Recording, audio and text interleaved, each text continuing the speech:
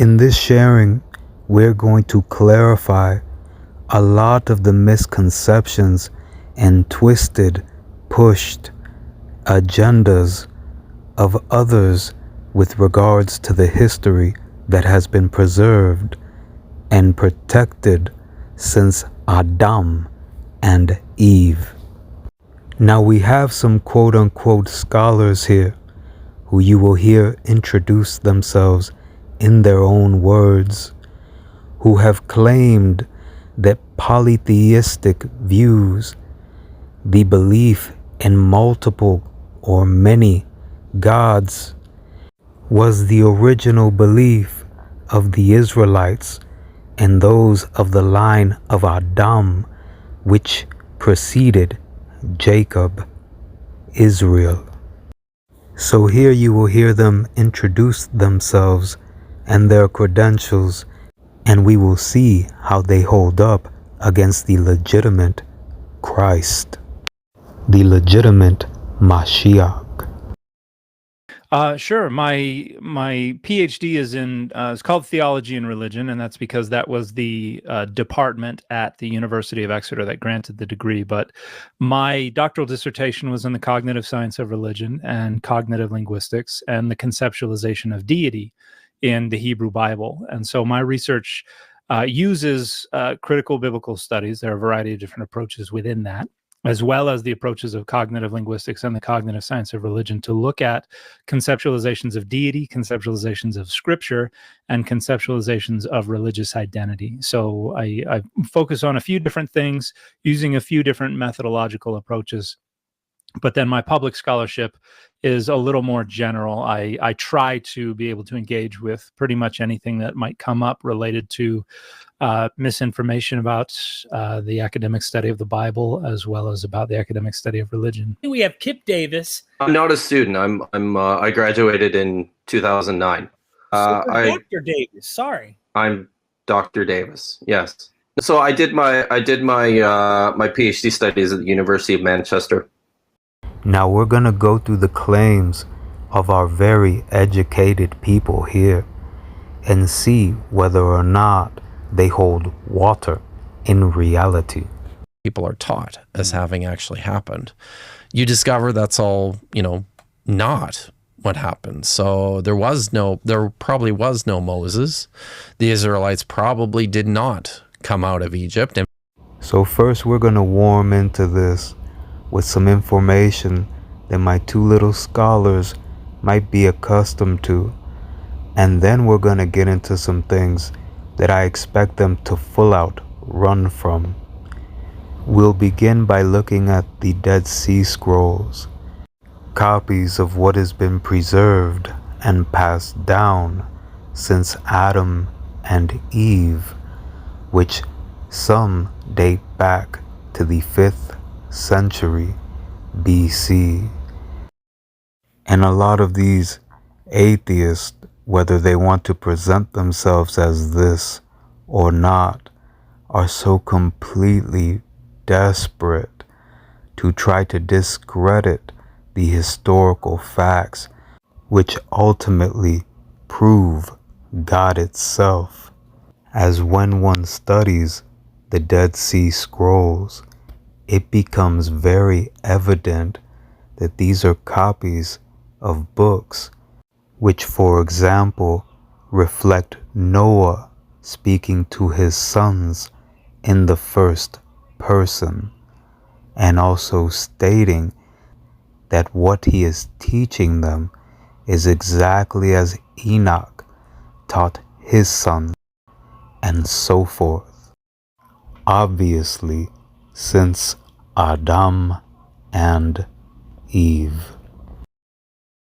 This bringing all the more understanding to Exodus chapter 4 verse 22, that Israel is my son, even my firstborn. You will see that there are 22 generations from Adam to Jacob, also known as Israel. This is a display of the complete control of the orchestrated order that is God's symphony, as just as there are 22 letters in the Hebrew alphabet, there are 22 acts of creation, and there are 22 generations from Adam to Israel, Yisrael. And just as it is said that knowledge is power, this is the exact kind of information that Pharaoh was confronted with by Moses and Aaron. As this is the historical information that Aaron and those like him were preserving and protecting while Moses was raised in Pharaoh's court, also being prepared for what was going to be his part in this history. And as chosen amongst the Israelites were keeping track of time even throughout slavery. In the book of Jubilees, it is recorded that there were 2,450 years, 50 Jubilees, since the creation of Adam to the Israelites entering the promised land. This is all the more solidified as fact with the time frames given within 1 Kings chapter 6 verse 1 and Judges chapter 11 verse 26. These time frames completely matching up with a Exodus of 1446 BC, which has quite the amount of historical and archaeological evidence backing it within itself, further highlight the authenticity of our history by the grace of God. But people arrive at the 1446 BCE date by looking at 1 Kings 6:1 that says that Solomon's temple began to be built 480 years after the Israelites left Egypt. And based on their calculation of when Solomon began to reign, when Solomon's temple began, they go backwards and they get to 1446. But again, whether you're talking about the 1400s or the 1200s, the archaeology in Egypt does not support the presence of Israel in Egypt as their main enslaved force, much less the destruction of Egypt in this time period, much less the exodus of around 2 million people from the land. The exodus is not supported by the archaeology or any other data. Now, before going further into more intricate evidence as to the Exodus, here we see in chapter 15 of the book of Exodus, there was a particular time when the Israelites were complaining of not having to drink, as ultimately the water was held to be bitter. And as verse 23 details, they couldn't drink, meaning that the water was non-potable, undrinkable.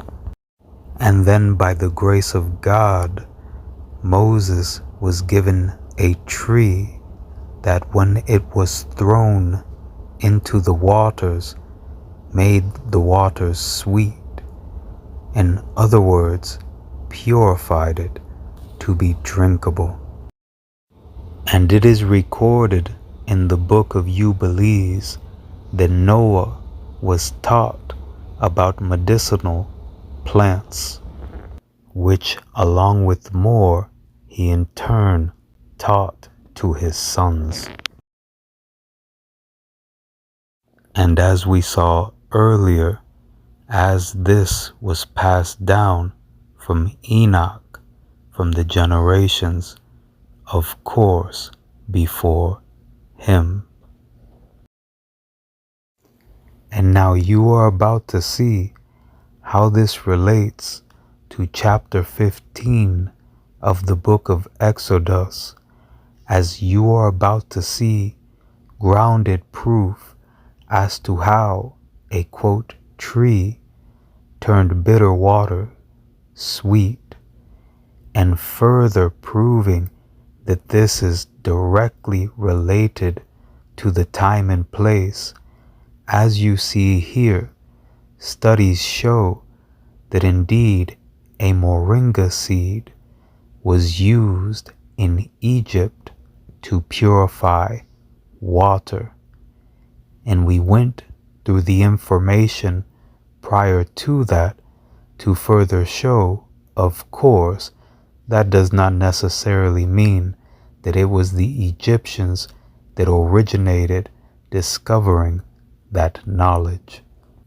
One of the most renowned sources of protein that comes directly from a plant is direct proof of a happening in Exodus, further highlighting the authenticity of the historical record.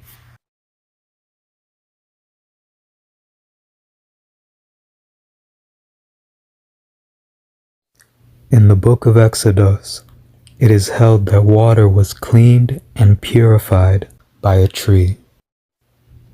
And though that might sound like something out of a fantasy book or play or movie, it so happens that until this very day, the moringa tree, also known as the miracle tree, which is an edible tree that contains every single essential amino acid for protein needed by the human body, which its leaves and soft stems that are unhardened, as well as the seeds, when left in water at least for overnight to soften, can then be boiled and cooked and then used as you would with beans or chickpeas.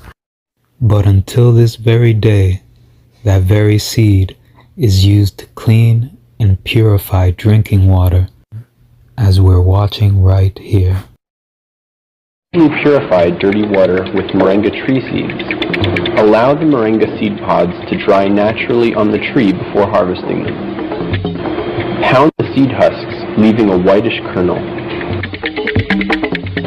Crush the seed kernels into a powder and shake them in a sieve. Mix the powder with a small quantity of clean water in a small cup. Pour the mixture into a larger bottle and shake vigorously for 30 seconds.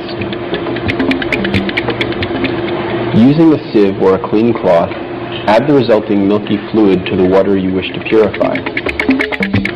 Stir quickly for 30 seconds, then slowly and regularly for 5 minutes.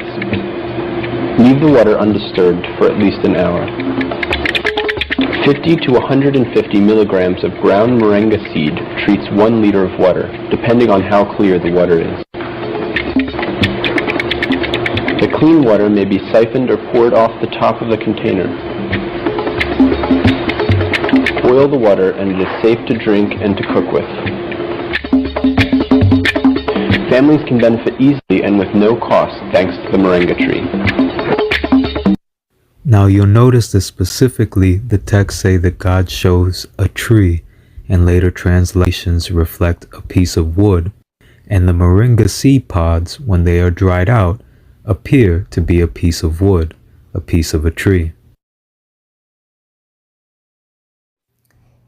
In line with this Eden to Eden, it is completely fitting that the moringa tree is renowned as the tree of life. So now, in further proving our history, here we will get more in depth as to proving the Exodus. In Genesis chapter 15, we see that God informs Abraham, that his descendants will be strangers in a foreign land and enslaved for 400 years.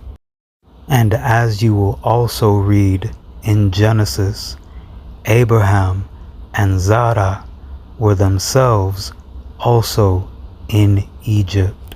And we will come back to this soon as to the historical records which hold that Abraham taught the Egyptians astrology as well as other sciences, which was passed down to him from the teachings preserved from Noah, which were passed down from those before him, as it was accredited to Enoch, which of course learned them from his family before him. And here we are seeing how biblical chronology indeed fits the 1446 BC date of the Exodus.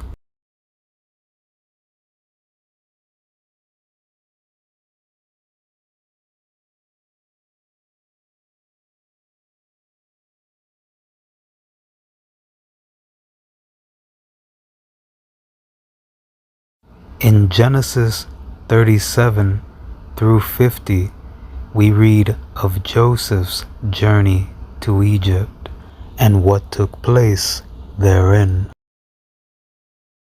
And evidence reflects that what is renowned as the Hyksos in Egypt matches with Jacob's family sojourning into Egypt. In Genesis 45, we read that after becoming a father to Pharaoh, Yusuf invited his family down to Egypt. These happenings are all the more solidified as fact, as the former director of the excavations at Avaris, otherwise known as Goshen in the Bible, due to his findings, was reported to have stated that the Hyksos were initially invited into Egypt. And BTEC stated that this first group was allowed to settle in the area by invitation. And as by the grace of God, these historical records continue to be proven true. In Exodus chapter 12, verse 40, we see that the children of Israel were in Egypt 430 years. Adding that to 1446 BC, the time of the Exodus, takes us back to 1876 BCE. And with Sosostris III, or Senusret III, becoming pharaoh from his father before him around 1878 BCE, bringing all the more grounding to the verse that God has made Joseph father to Pharaoh. In the 12th dynasty of Egypt, that's the dynasty that's connected to Joseph. And all of this is in my new book called Origins of the Hebrews, New Evidence for Israelites in Egypt, from Joseph to the Exodus.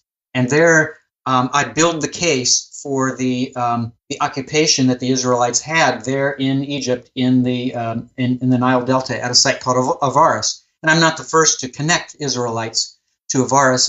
There are many people, Bryant Wood included, in that line who make that connection. It's a very long period site, this Avaris, but it begins in the 12th dynasty, at the end of the 12th dynasty, with a small little settlement, a village of maybe 12 or 15 houses.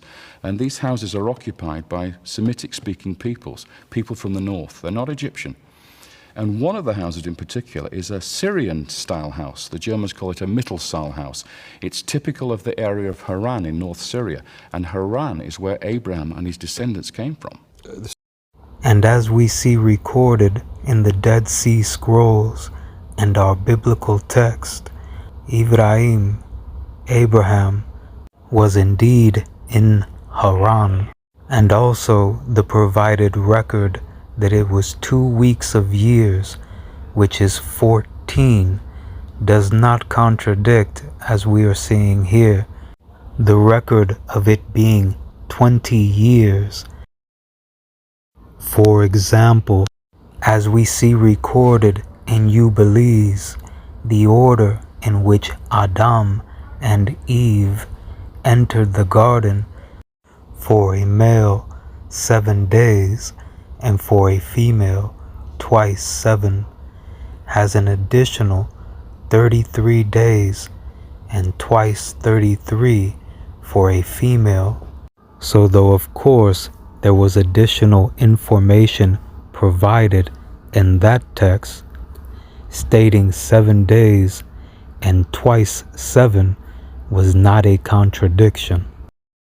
And in knowing that, we see that the purification period outlined in Leviticus is a commemoration of the order in which the first two entered the garden, Adam and Eve.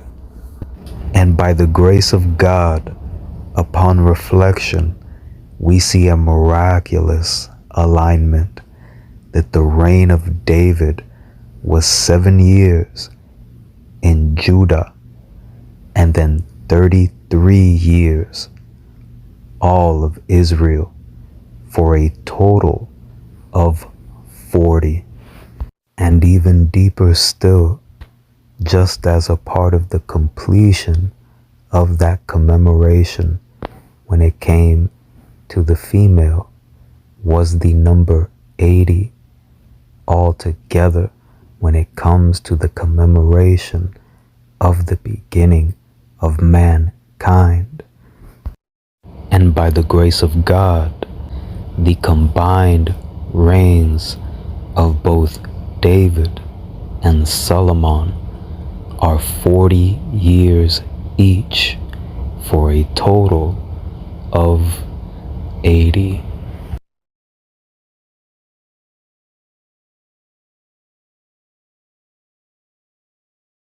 And as we are able to behold that David reigned for 7 years in Judah, directly overlaying with the 7 days for the birth of a male as held in Jubilees and Leviticus.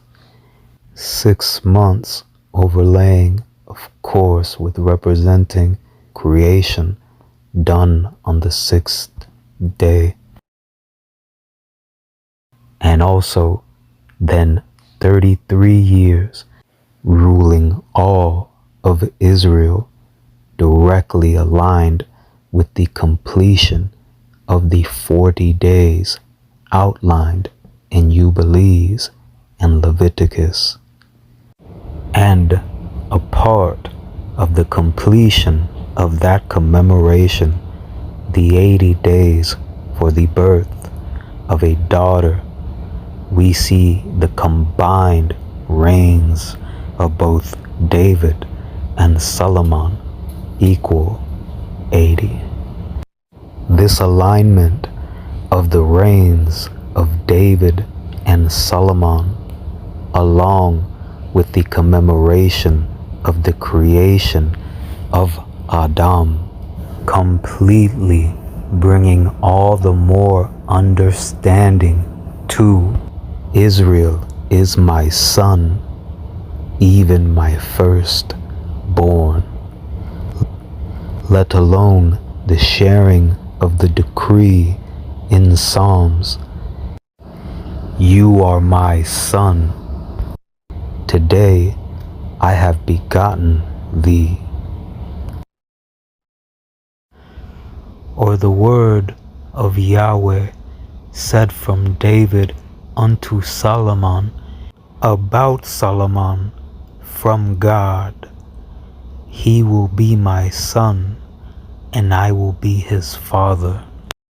And brings all the more credence to Adam in acronym form, serving as a calendar or a clock, since Adam to David to Mashiach, Messiah, Christ, which by the grace of God is myself. And just before we get back to the subject of the Exodus And then after that, to the nonsense claim of polytheism being the origins of the belief of the Israelites. Though in the future I will be doing sharings focused on the Exodus itself and also on the subject of slavery. But while we are here, notice that it is clearly stated that to Abraham, prior to having Isaac, he viewed Eleazar as an heir, proving all the more that there is much more to the term Eved, as there is also modern day scholarly position on as well. Further teachings aligning with exactly that have been preserved through the ages as well. Understanding what it means to take souls. One is that you teach souls. Yichnemem in Yiddish. If you say words that penetrate deeply into the heart of someone else. So that's called taking. I take you with my words. It's a very beautiful image, both in Hebrew and in Yiddish also the same idiom. Ich nehm dir, I take you. So a wise man is a person that takes souls. So once more, the Ibn Ezra says that the first interpretation of taking souls is through just his teacher, Machkim. He makes them with his wisdom. He makes them wise, and he takes them with his words. The second is to take also means to purchase, to buy in the Torah law. So Abraham Avinu, the first Jew, it says that it doesn't use the word to take, it uses the word to make.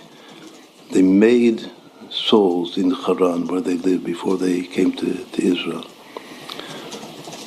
What does it mean that they made souls? They purchased servants, slaves. So a second possibility to take souls actually to purchase. What could that mean in modern society? That there's no, nowadays we don't buy slaves. It means that you employ them. That a wise man knows how to employ people. And by employment, you have a big company, a big corporation.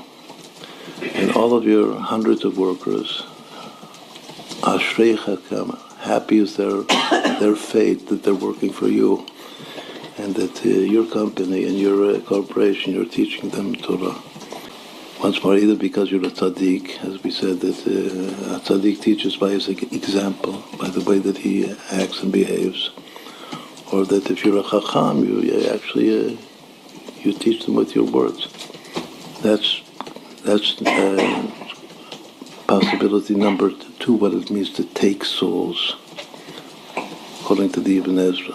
Possibility number 3, what it means to take souls. I take souls in the 4 phrases, the 4 idioms of Geulah, of redemption from Egypt. It's V'hotzeti, I took them out of Egypt. V'yitzalti, I saved them from bondage. V'ga'alti, I redeemed them. V'laka, I took them. Taking someone is actually the highest form of saving or redeeming him. It's even above the word Geulah. It means I redeem him from where he was. A wise man, once more through his words, he takes, as though I'm taking him out of hell. He takes souls, he elevates souls. It has to do with the concept that we're going to talk about, which is Yeridat Tzorach Aliyah, descent for the sake of ascent. So once more, this is all pshat of the Ibn Ezra, very beautiful pshat, 3 meanings of what it means. and revealing further depths of Genesis chapter 14, verse 14, we see that Abraham took 318 of his trained men to pursue those who took Lot. And in further highlighting the significance, God intended for Eleazar to mean to Abraham, we see that just as he took 318 of his trained men, we see that the gematria of the name Eleazar is 318. And now that we have all the more established that there is scripture stating that Abraham was in Haran. This of Aris, but it begins in the 12th dynasty, at the end of the 12th dynasty, with a small little settlement, a village of maybe 12 or 15 houses. And these houses are occupied by Semitic-speaking peoples, people from the north. They're not Egyptian. And one of the houses in particular is a Syrian-style house. The Germans call it a Mittelsaal house. It's typical of the area. Now we return to proof of the Exodus. So in other words, you're saying that that house would be similar because they would have built the style house that they were accustomed to. What's happening here is you've got people coming from North Syria. How many? Who knows? A tribe, 70 people maybe, something like that. A large tribe coming down from the north. They bring their architectural styles with them and they build a house for their leader at Avaris, in this city in the land of Goshen. And that leader is Jacob.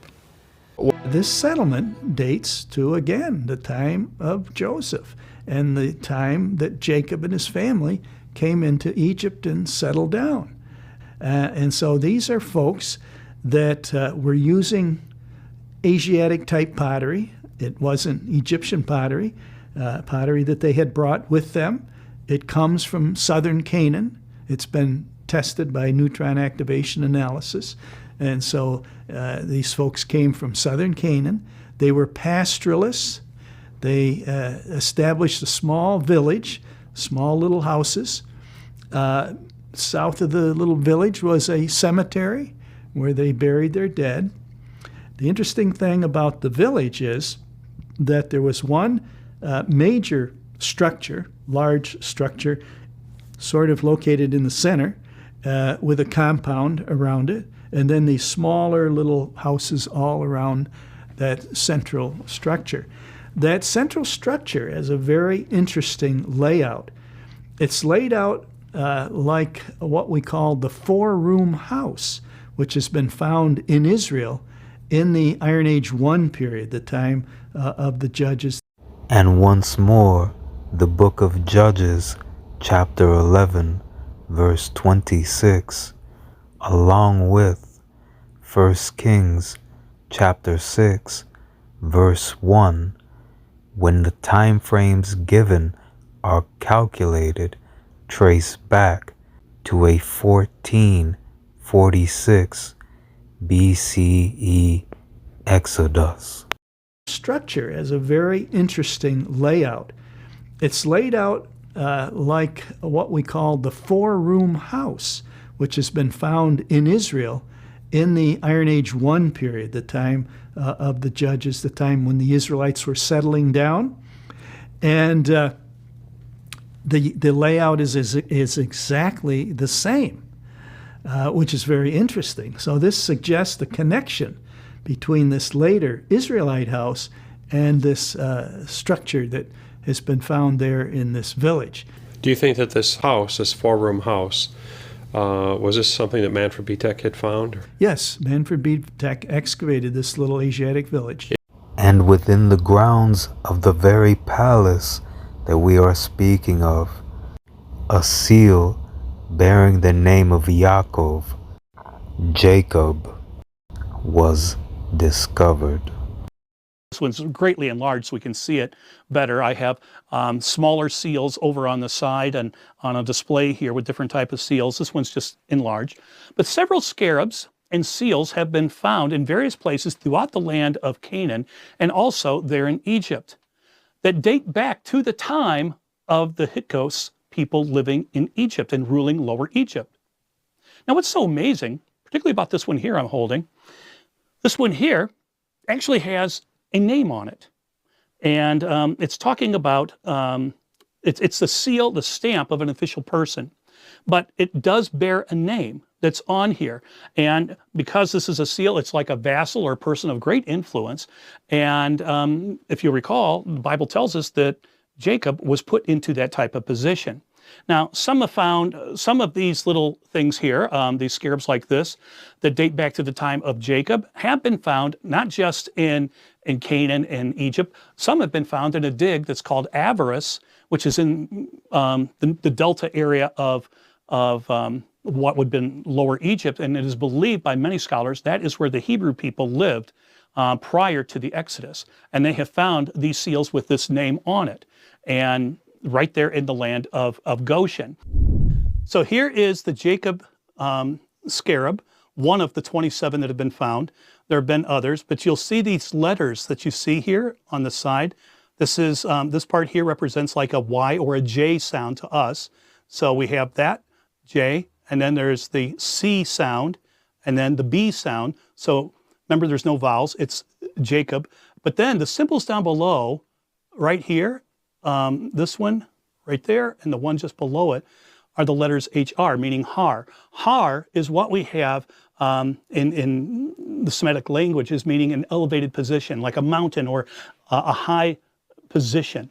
And that's why many people, many scholars believe this is referring to the Jacob that you find in the Bible, one of the patriarchs that we have, and how he was in charge of Pharaoh's flocks. He would have been in an elevated position. They have found actually 27 of these with this imprint on it throughout the Middle East there that have been found, to my knowledge. They have found 27.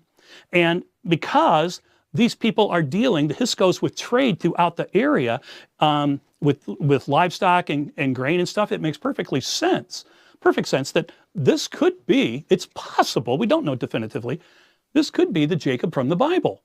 It fits the time frame. And it fits many other parts of this story. Since one was found actually in the city of Avaris, where we find the Hebrew people living, and it was found very close to a statue of a foreign ruler who was living in Goshen. Wow, that gets interesting in itself. Many scholars do believe that this could have been not just the dwelling place of the Hebrews, but that this could have been possibly a symbol dealing with Jacob in his elevated position as like a notary stamp, a stamp to put on seals and stuff. The time frame, the name, fits the biblical description. We see this. Was this something that Manfred Bitek had found? Yes, Manfred Bitek excavated this little Asiatic village. Is this called a Middlesal house? Yes, it is. Middlesal house is what he called it. A house built around a courtyard. It's not strictly speaking, a courtyard. It's a rather narrow space, but in the middle of the house, probably left open, probably where they had their fire pits and baking ovens and so on. And then there was other rooms around that central room. And this is the way the Israelite four-room house is constructed as well. In Israel, we know it's related to agriculture and farming and so on. Some of those rooms were used for animals, others for storing their grain after the harvest, for storing tools and so on. And so it seems that that design began in Egypt way back in the days of Joseph. In fact, perhaps that was Joseph's house. What would you find at this house that would correspond in the pattern of the Bible story of Joseph and his father Jacob coming? Well, after this house of Jacob, if we can call it that, this Syrian Mittelsal house is built, eventually it's flattened, and on top of it, an Egyptian palace is constructed, Egyptian architecture this time. However, the occupant was not Egyptian, because we have his tomb in the garden of this palace, and it's a pyramid tomb. But the difference is, the guy that was buried in the tomb was in fact a Semite, a Semitic-speaking person. We can tell by the statue, the cult statue that was placed in the chapel in front of it. And all the other people who were buried in that garden are also Semites as well. And what we see is an audience chamber with 4 columns where he would have greeted visitors. There is a robing room strangely enough, and there is a bedroom with the largest bed in the ancient world, which is quite extraordinary. Nobody's found a bed this size ever before. And of course, Joseph was the interpreter of dreams, so it's very, very appropriate. Okay, and we have these 12 columns, these 12 pillars on the facade of the building. And of course, I looked at this, I was looking at the plans of this palace, and I thought, hang on a minute, 1, 2, 3, 4, 5, 6, 7, 8, 9, 10, 11, 12 pillars on the facade. And then I turned to the garden, and there were 12 tombs as well. That sounds very, very significant. It's spooky. Some have pointed out that there were other tombs in the area, so that it is not appropriate to single out these 12 as being connected to Joseph and the patriarchs. However, Professor Bitek, in his own model of the site, highlighted the principal nature of these 11 vaulted tombs along with the pyramid tomb. A similar issue is at play with the columns, where the original palace building had 12 columns across the front, but the structure was later expanded, adding 2 identical suites for living quarters. These resulted in the original 12 columns being enclosed in the courtyard, and the Bible does record that Joseph had 2 sons, Manasseh and Ephraim. David Rowe speculates that these additions could have been the living quarters for Joseph's sons and their families. So what you have is you have the region, actually the city, where the Bible states that Joseph Jacob and Joseph and his family settled. You have the evidence of a small group coming in. And building into a huge city over a space of 4 generations. That matches the biblical story. Okay, and then you have a home that would be a palace that would be associated with this type of ruler. Yeah. And then the association with the 12 pillars. Yeah. The 12 tombs. All that's there. Okay, and it all matches the story. Behind the palace, the archaeologists found 12 main graves with memorial chapels on top of them. You have 12 We graves. have 12 graves. And why would that be significant? Well, think about it.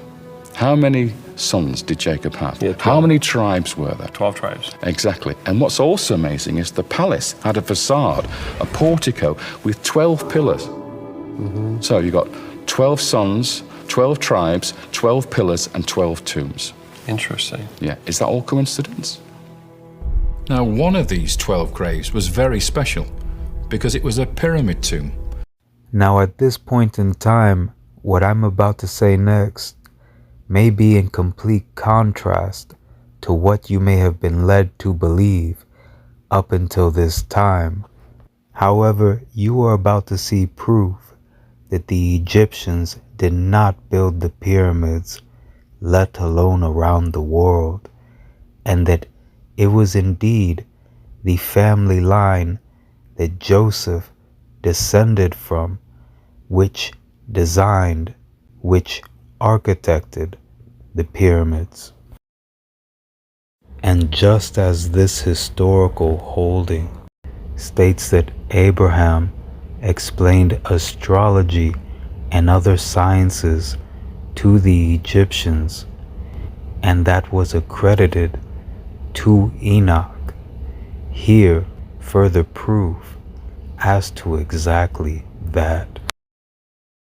Holdings that it was indeed Enoch which architected the pyramids, again further proof as to this fact, are found in my other sharings, such as over 80 mathematical and physical constants, such as pi being encoded within the Great Pyramid, a mathematical constant which the Egyptians, the Sumerians, and overall Babylonians were all off by the numbers in which they were. Once more, this demonstrated in other sharings, which of course you can look up. For years, it was claimed that pi was written in error in 1 Kings and in 2 Chronicles, mistakenly recorded as 3. However, when reading just a little further, an important detail is noted which reflects that it was completely accurate as to the mathematical constant of pi, as you see here. Miraculous alignments via letters infused with numbers serving as mathematical devices completely aligns the book of Isaiah chapter 19 verses 19 and 20 with the Great Pyramid itself, as every letter equates out to 5,449, which is ultimately the height in pyramid inches up to the capstone summit of the Great Pyramid. This trait of perfect precision is a unique signature as to the gematria being original to the Hebrews, and what was ultimately an imitation of gematria by the Babylonians called Aru is renowned to have not been able to be the origin of gematria, as it assigned values to whole words arbitrarily. In other words, the values were just made up for whatever reasons and alignments there were in the moment.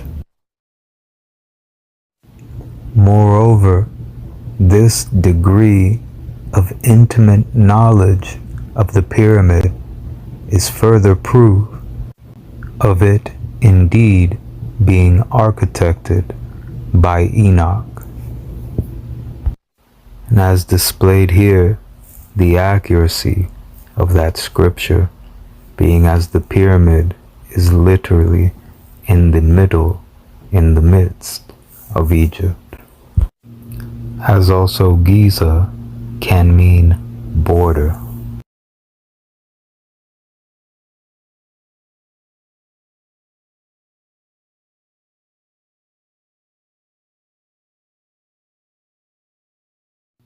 Now once more, here we see a display of intricate knowledge of the pyramid, and it is more than worth noting that when the philosopher known as Thales asked the height of the Great Pyramid, no one could tell him what it was.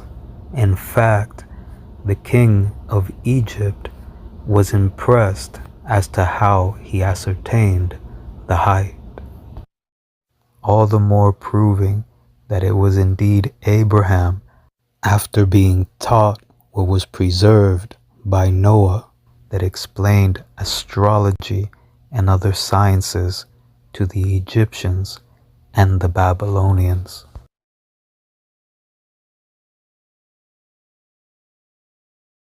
Solidifying all the more that knowledge was preserved into the Great Pyramid prior to the Great Flood is the fact that scans and translations of the Dead Sea Scrolls reveal the description of Noah's Ark as a pyramid.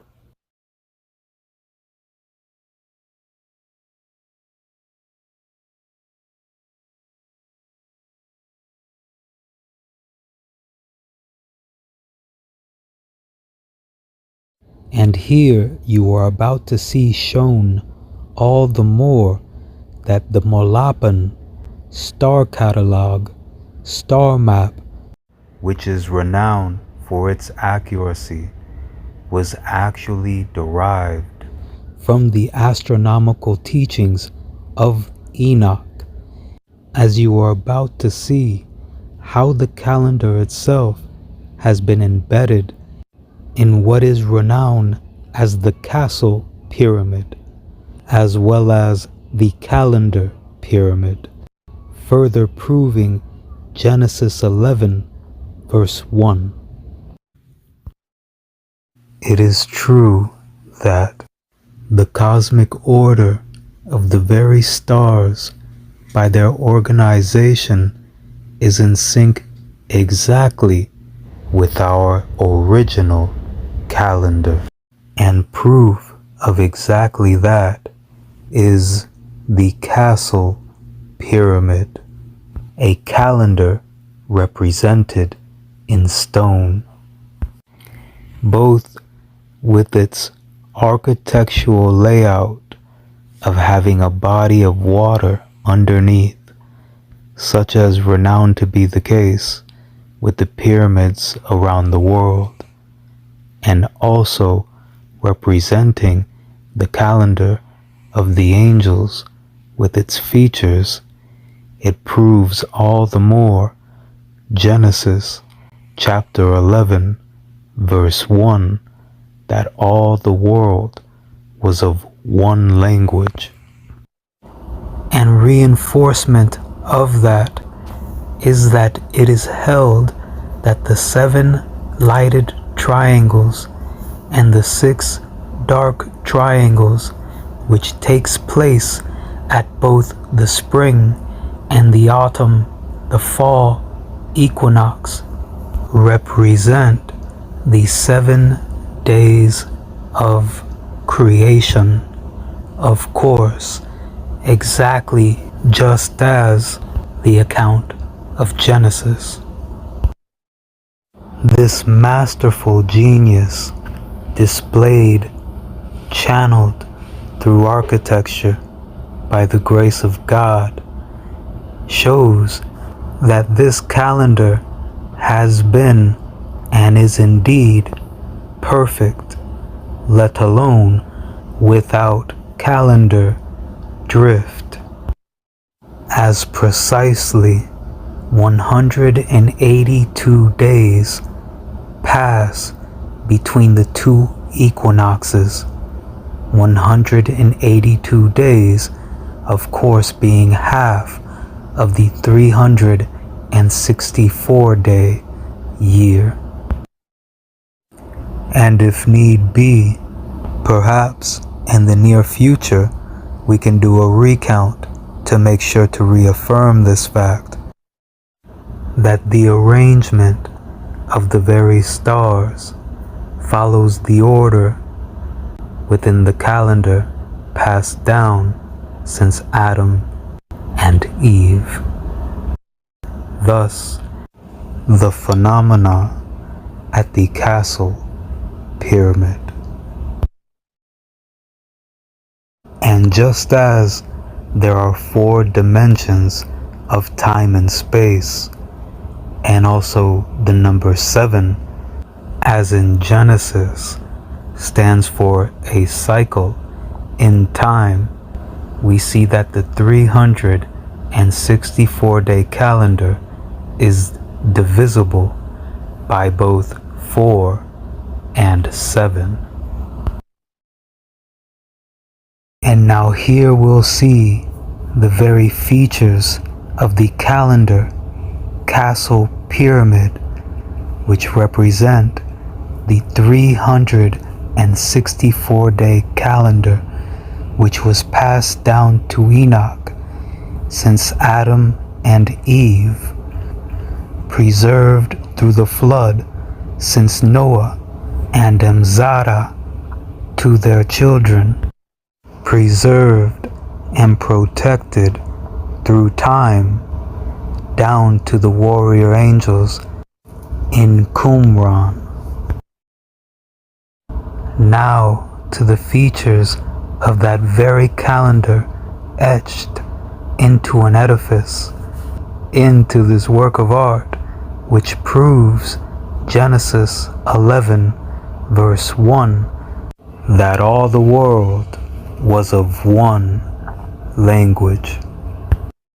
In the Dead Sea Scrolls, we have numerous documents who are talking about solar calendar, of pre-calculated calendar emerging, commencing in the spring.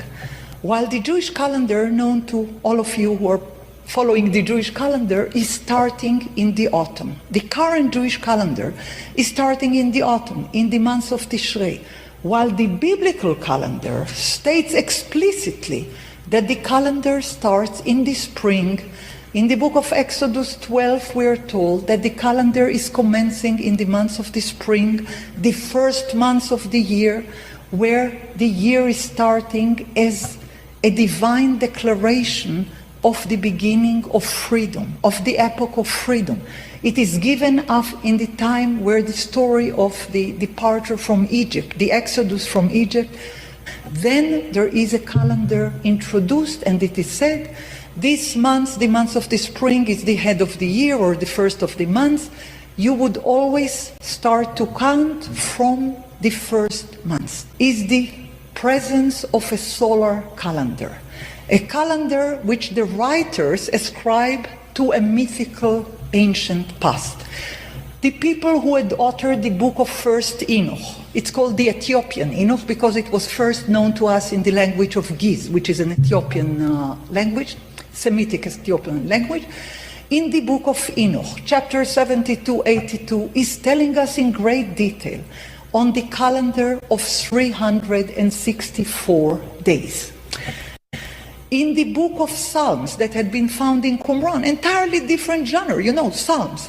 In the extra Psalms, those which are not known to us in the Bible, in the Psalm scrolls which is presented in the shrine of the book, in column 27 we are told that David, king of Israel, the one who had been described as wise and as poetically gifted and as a prophet according to this scroll, had authored 364 daily songs for each day of the year. He further had authored 52 sacred songs for every one of the Sabbaths of the years. He further authored 18 special songs for the holidays of the year.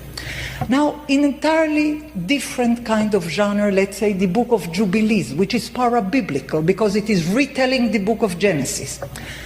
In the book of Jubilees, we are told that Noah had stayed in the ark 364 days, which are divided equally to 4 seasons of 91 days, commencing in the spring.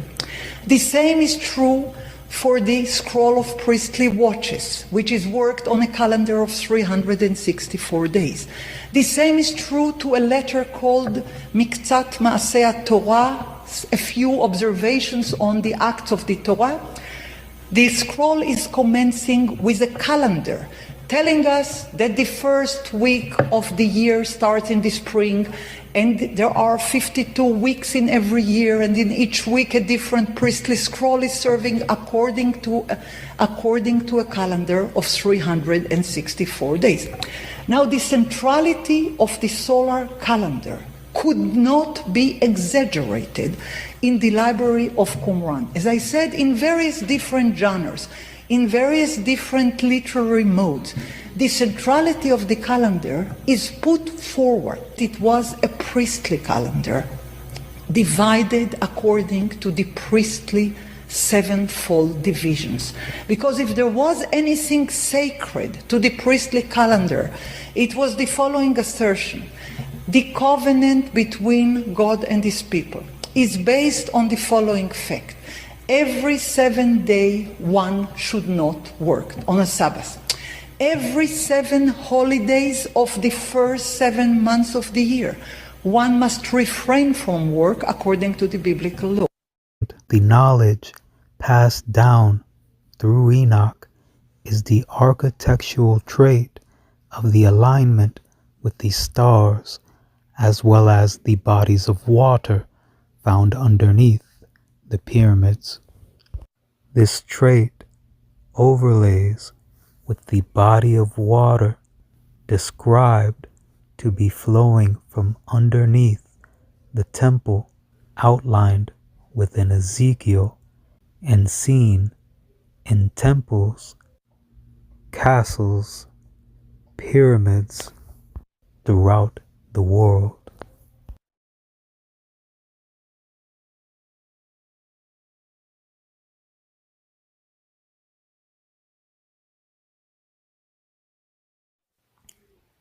These streams, these lakes of water, of liquid, are just as much purposeful as they are beautiful.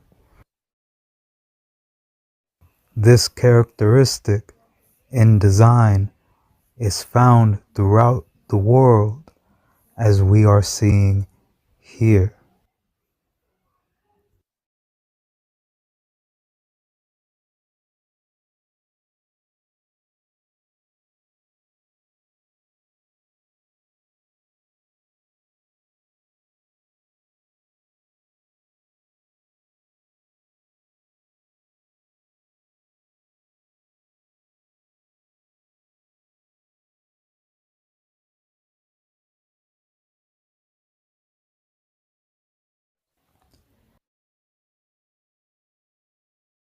And being as purposeful as they are beautiful, these channels of water underneath these edifices are held to serve for the purposes of physio-electricity.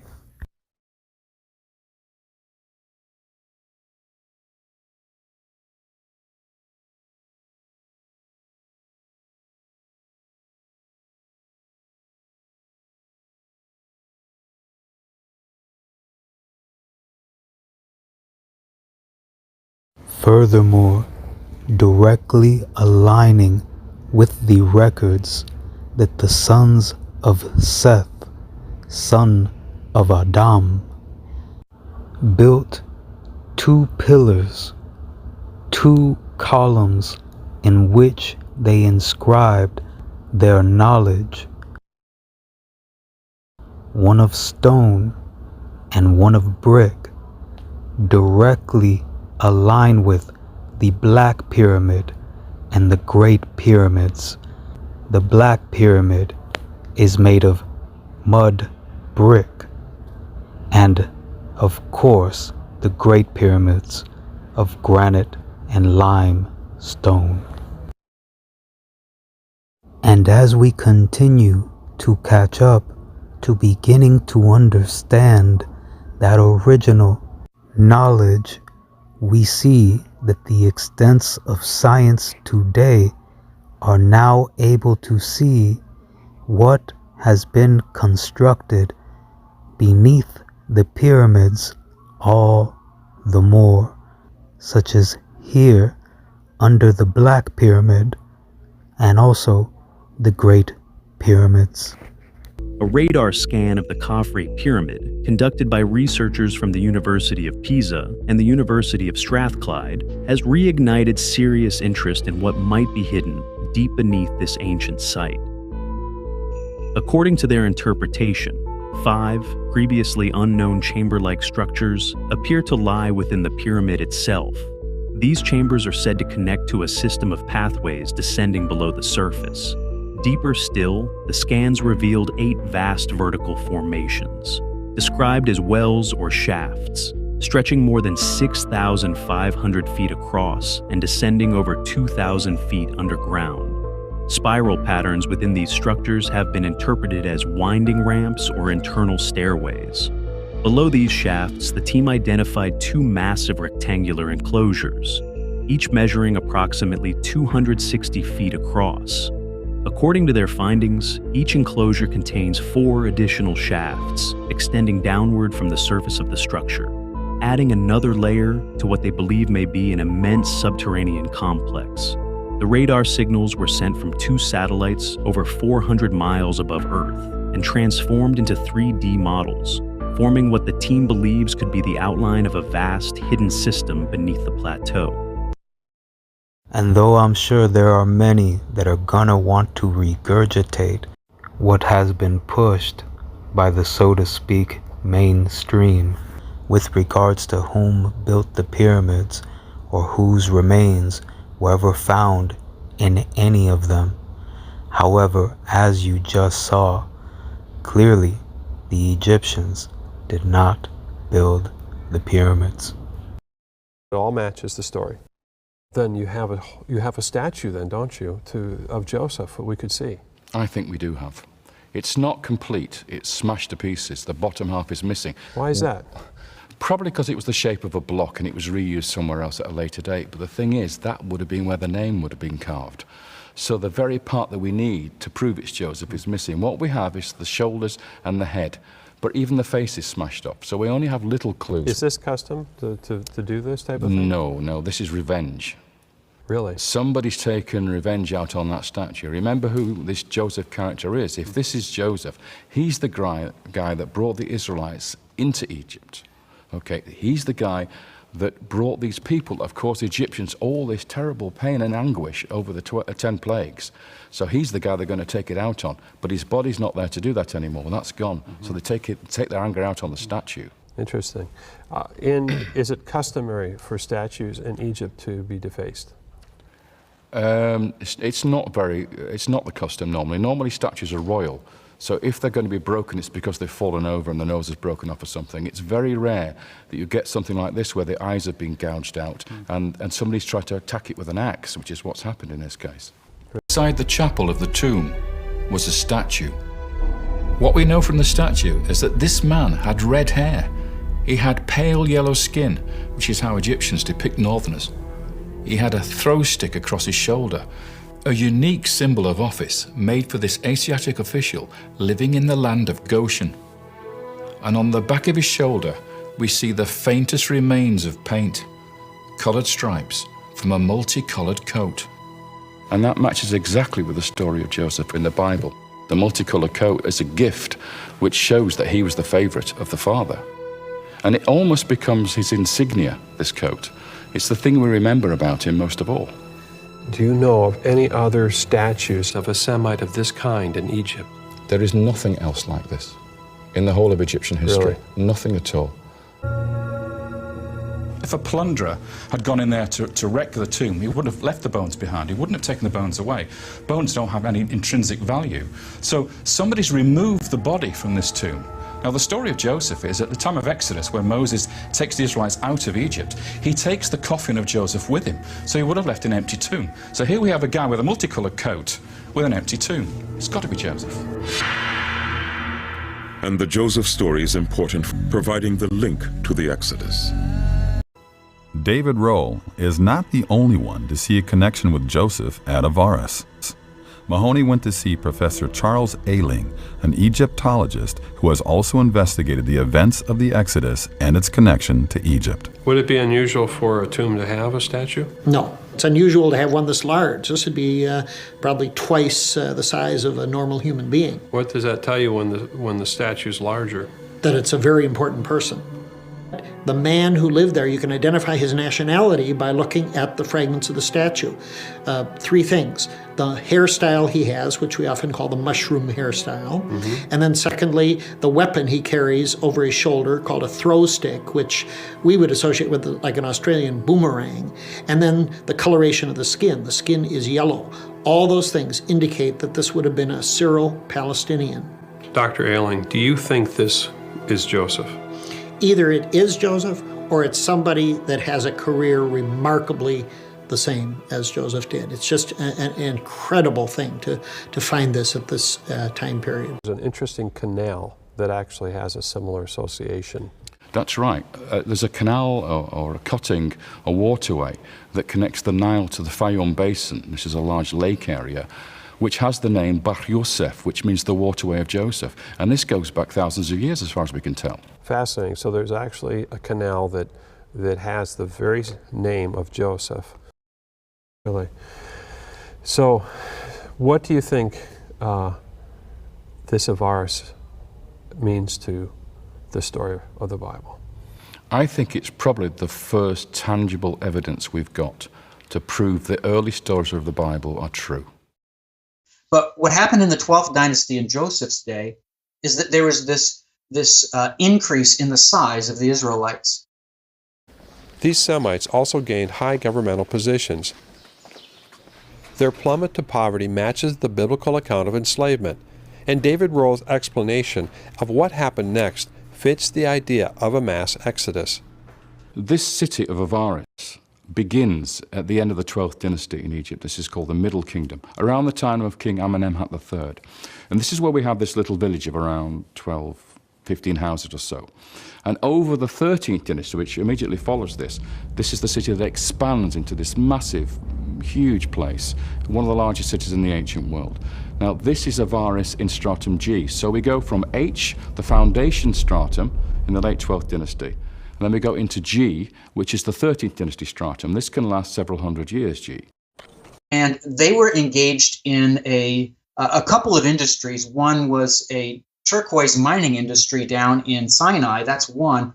But the one that really became the staple for them, believe it or not, whether you like it or not, whether I like it or not, is a lucrative trading industry with wine. So wine that was made in Canaan was exported in large jars called Canaanite jars and sent to Avaris, where it was distributed throughout Egypt. So the Israelites essentially became middlemen. They became players in this trade. And obviously that it would have been extremely lucrative for them, especially when we realized that Manfred Betak, who was for over 40 years, the chief excavator at Avaris, he concluded that in the time of the second millennium BC, when this trade went on between Avaris and Canaan, over 2 million jars, 2 million Canaanite jars, found their way into Avaris and were dispersed, which means 14 jars per day were coming in. So this is the industry that God allowed the Israelites to participate in, which really made them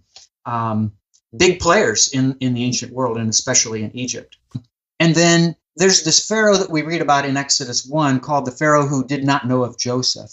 And that almost certainly was a man named Ahmose. He was the last king of Dynasty 17, the first king of Dynasty 18.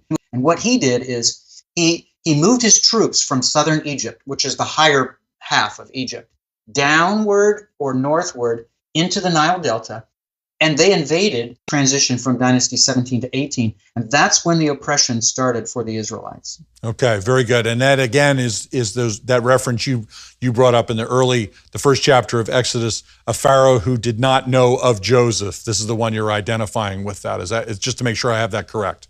That's absolutely right. Okay. Another criteria that we have to deal with is sort of how the Pharaoh fits with the life of Moses. We know that he murdered an Egyptian at the age of 40 and took off for Midian. So let's talk about that a little bit and just share your insights, please. Sure, Henry. He had to be the father or the predecessor. It didn't have to be the father, but the predecessor of the Exodus Pharaoh had to have a long reign, and he was reigning while Moses was exiled in Midian for over 40 years. So Moses fled from this unnamed Pharaoh who sought to execute him for killing an Egyptian, and we know that according to Exodus 2, departing from Egypt when Moses was fulfilling 40 years of age, according to Acts 7:23. Well, only after 40 years had passed, according to Acts 7:30, did the burning bush incident occur, which was immediately following the statement that in the course of those many days, the king of Egypt died. And we find that in Exodus 2:23. So what does that all add up to? How does the math work? Well, Moses died when he was 120 years old, according to Deuteronomy 34. Therefore, according to Moses' biography, the Pharaoh who preceded the Exodus Pharaoh must have ruled beyond 40 years. And there are only two candidates within dynasties 18 and 19 who fit this bill. One of them is Thutmose III, as the predecessor to the Exodus Pharaoh. The other is Ramses II. So only these two men fit this biblical requirement. And Thutmose III, he was he was called the Napoleon of Egypt by many modern scholars. It's because during his reign, he launched 17 military campaigns into the Levant, and the land of Israel is part of the Levant. It's the southern Levant.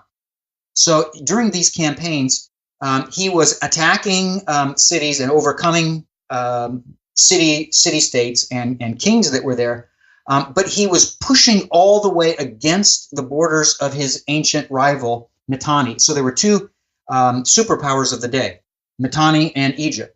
And he demonstrated during these 17 campaigns that he was the greater of the two superpowers. And Egypt was the greater superpower. We know this from the campaign that he launched in his 33rd year when he went into Mitanni's territory. He went all the way to the Euphrates River, and he took his forces down the Euphrates River, sacking and burning cities along the way. And he demonstrated that Egypt was the most powerful ancient empire. That certainly fits the bill, and not only in terms of the chronology that you laid out, but just the general sense you get from the text of what's happening in Egypt during that time period. Now, another piece of criteria that we have, we got about 2 minutes for this one, you could just lay this out a little bit, is the fact that the firstborn son of the Pharaoh has to die. So we have that issue. So whoever we identify as the Exodus Pharaoh, his firstborn son cannot assume the throne because he's dead from the Exodus. Yeah, and the firstborn son of Amenhotep II, as far as we know, he never gets onto the throne.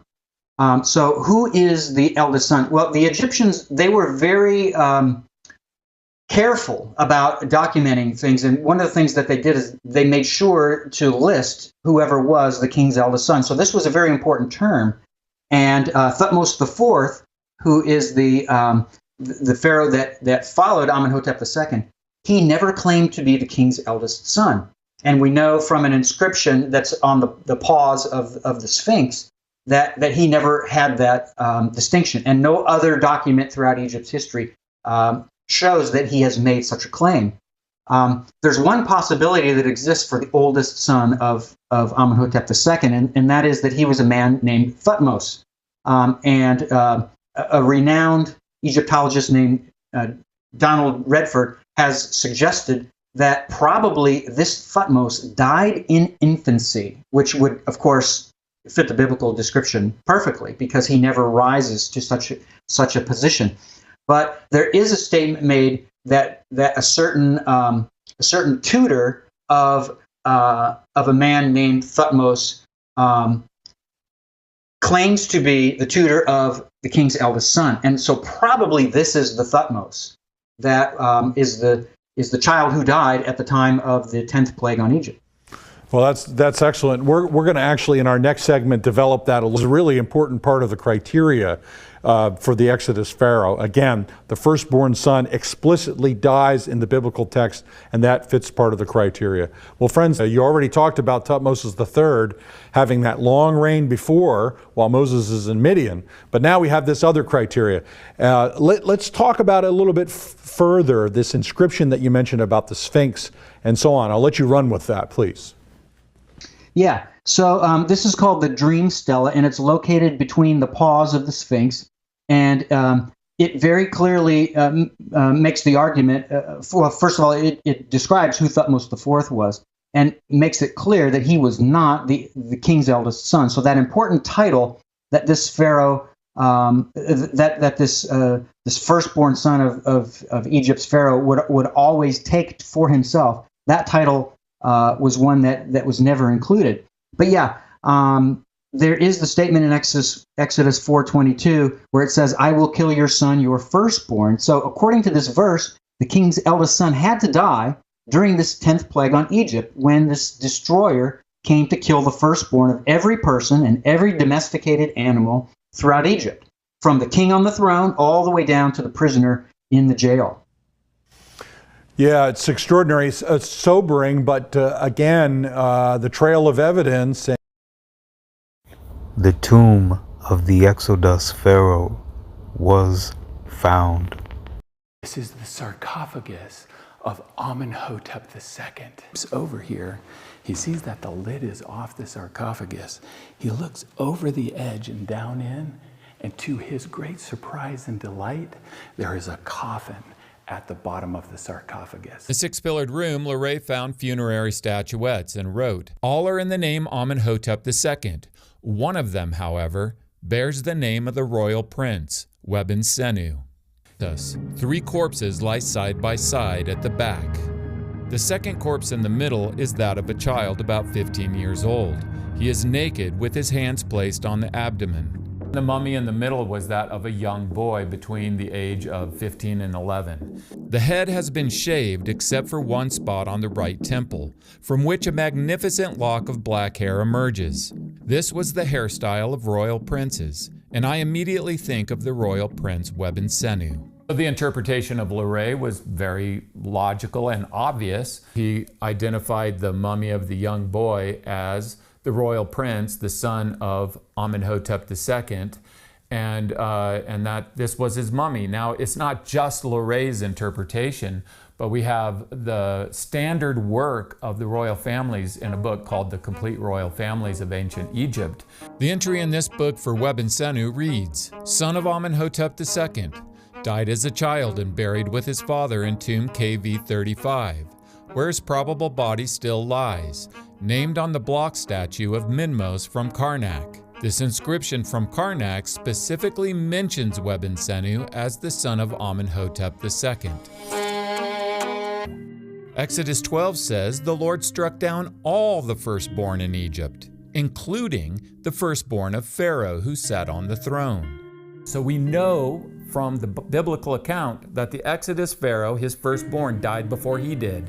And then we know from what was found in the tomb of Amenhotep II that he had a son, Webensenu, who died before he did. Exodus 9:10 says, "So they took soot from a furnace and stood before Pharaoh. Moses tossed it into the air, and festering boils broke out on people and animals." When Smith examined the body of Amenhotep II, these, as he called them, tubercles were all over his skin. And in fact, you can see this when you go to the Egyptian Museum and see the mummy of Amenhotep II to this day. You'll see these boil-like sores on his skin. So this mummy was taken then and further studied by G. Elliott Smith, and his work was published in the Catalog of the Royal Mummies. And what he found particularly unique about this mummy was that, as he described it, the whole body was covered with what he called tubercles. So when I did a video in the past on the Pharaoh of the Exodus, one of the major complaints was that we shouldn't have a mummy of the Pharaoh of the Exodus because he drowned in the sea crossing and therefore his body would have been lost. There's two reasons in the Bible itself that we should expect to have the mummy of the Pharaoh of the Exodus. The first one, which is the most important, is that the biblical account does not say that the Pharaoh of the Exodus drowned in the sea crossing. Exodus 14:23 says that the Egyptians pursued and went in after them into the midst of the sea. This included all Pharaoh's horses, his chariots, and his horsemen, but it doesn't say Pharaoh himself went into the sea. Exodus 14:28 says, "The waters returned and covered the chariots and the horsemen of all the hosts of Pharaoh," and it specifically says that followed them into the sea, not one remained. And this is typical of how it works with kings. Kings send their armies into the battle. Maybe their armies are defeated, but they themselves are not in the midst fighting the battle themselves. Their lives are too valuable for that. Similarly, Psalm 136:15 doesn't say the miracle killed, but rather overthrew Pharaoh. It doesn't say that Pharaoh drowned in the sea crossing. In terms of the Red Sea incident that occurs, a lot of people have the perception that the Pharaoh dies in the Red Sea. In fact, the old movie, The Ten Commandments, they actually get it right. Ramses goes back to his capital. Wrong Pharaoh, but he went back. He didn't drown in the sea. Right. Your argument is that the biblical text actually doesn't say that, and I'd like you to share that with the audience to look carefully at the text. Please do that, Doug. Sure. So it kind of works like this, Henry. Like most of you, I'm guessing, or many of you, you learned as a child in Sunday school that the Pharaoh died with his army in the Red Sea. But ultimately, when I realized that Amenhotep II lived beyond 1446 BC, which is the year of the Exodus, he lived long beyond it. He lived into at least his 26th year, and I accept the argumentation that he lived into into the 30s. So it was beyond 30 years, well beyond 30 years. What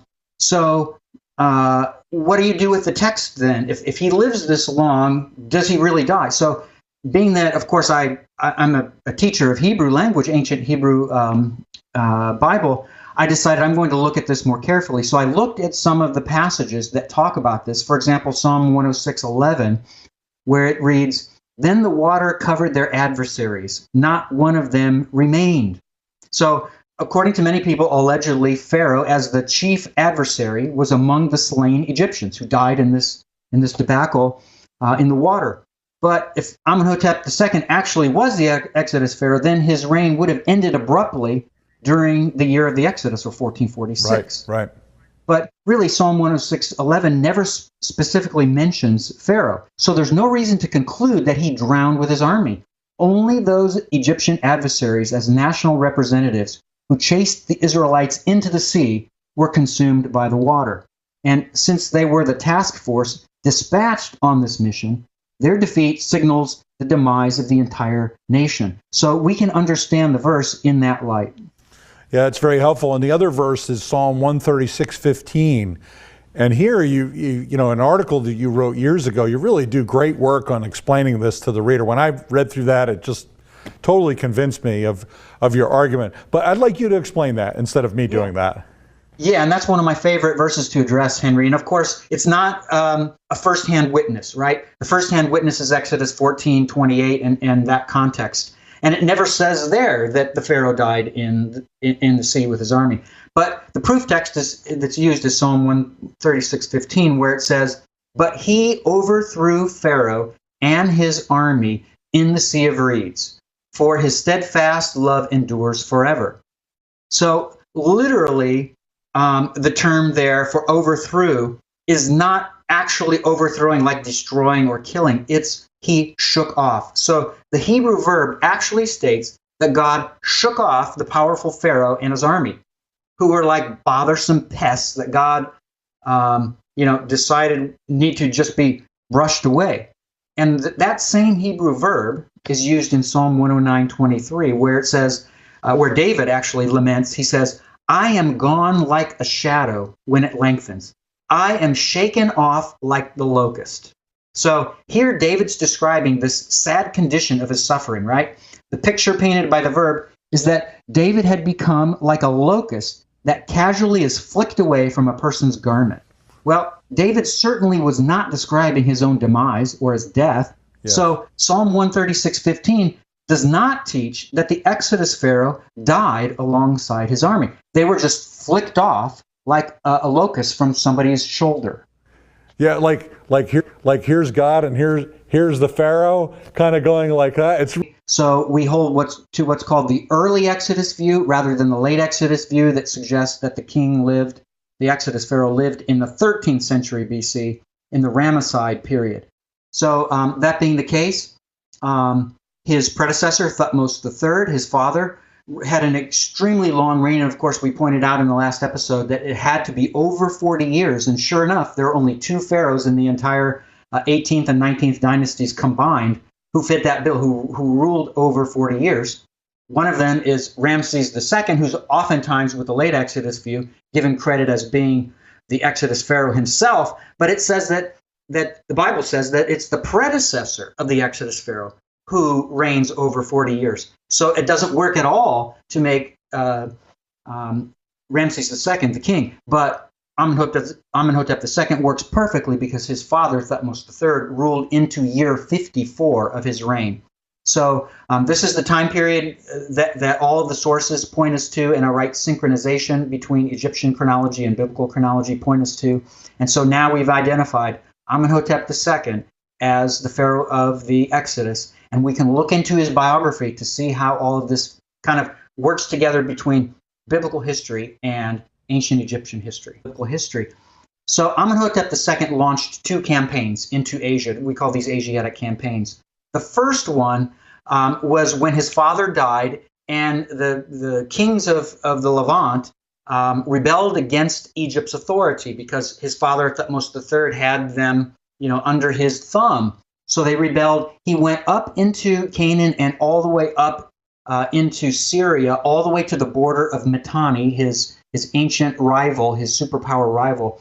And he fought back, and he regained control of all of these city-states. And in these 17 campaigns that his father, that Amenhotep II's father, launched, Thutmose III, into the Levant, they always were gaining more territory. But Amenhotep II's second and final Asiatic campaign in his year 7, which I'm equating to 1446 BC, it did not go further into the Levant. It did not go all the way up into Syria or all the way to the Euphrates River like his father did. Instead, it's what we would call a glorified slave raid. And what does that mean? It means that if you look at the numbers recorded there, the booty list, what did he walk away from with this campaign? If you add up the numbers, it's over 100,000 slaves that he acquired. And what does that mean? Well, let's contrast it to the other campaigns of his first campaign, and then 3 of the campaigns that his father launched that give us a number. 46 times more slaves were taken by Amenhotep II in his second Asiatic campaign than all of those other recorded campaigns combined. That's staggering. Plus, this campaign was launched in November. This isn't the season that you launch a campaign if you're an ancient king. You launch your campaigns in the spring. It says in 1 Chronicles 20, then it happened in the spring, at the time when kings go out to battle, that Joab led out the army and ravaged the land of the sons of Ammon, etc. So that's when battles take place. And that's true within all of the ancient world and all of the history that's been left behind. But this was a campaign in November, in the winter. Why would you launch it in November? Well, if you've just lost your slave base in April of that same year, you would be looking for slaves. And Henry, if you look at the numbers out of that 100,000 plus total of slaves that were taken in southern Canaan, in Canaan actually, in the southern Levant, 3,600 of them are called Apiru. This is the first mention of Apiru prisoners taken by Egyptians in all of Egypt's history. Again, if this is months after the Exodus and some number of the Israelites have left the base, right? Like we have Korah's rebellion and this attacks on Moses' leadership. Now you have Israelites very prone to walk away from Moses and to walk away from the body of the Israelites, wanting to have something for themselves. So we would think from history that they found their way. They separated from Moses. They found their way into Canaan. They settled down. And next thing you know, in November of that year, Pharaoh comes along and he sweeps up everyone he can to be his slaves to take them down to Egypt. So this is some of the connection that you can see between his second Asiatic campaign and what we would expect to happen after this devastating time period in Egypt's history after the 10th plague and his army dies in the Sea of Reeds. Yeah, it's quite extraordinary, and you've laid this out from the evidence, and you're not saying anything that's not already in the academic material. It's there. This is what Amenhotep did. He captured 46 times as many slaves as his predecessor, his father, and himself. Yep. Right? Yep. Is that critical things? It's like, is that correct? That's right. 46 times more slaves. Yeah, it's one of those logical things. It's like they lose all the slaves. He's going at the wrong time. And then what I'd like in the next segment, Doug, is for you to share with the audience what the Abiru are, because there's a fascinating possible connection, you make the argument, with the Israelites. And friends mentioned this group of 3,600 Abiru, or Habiru, that were captured by Amenhotep II in the fall campaign after the Exodus.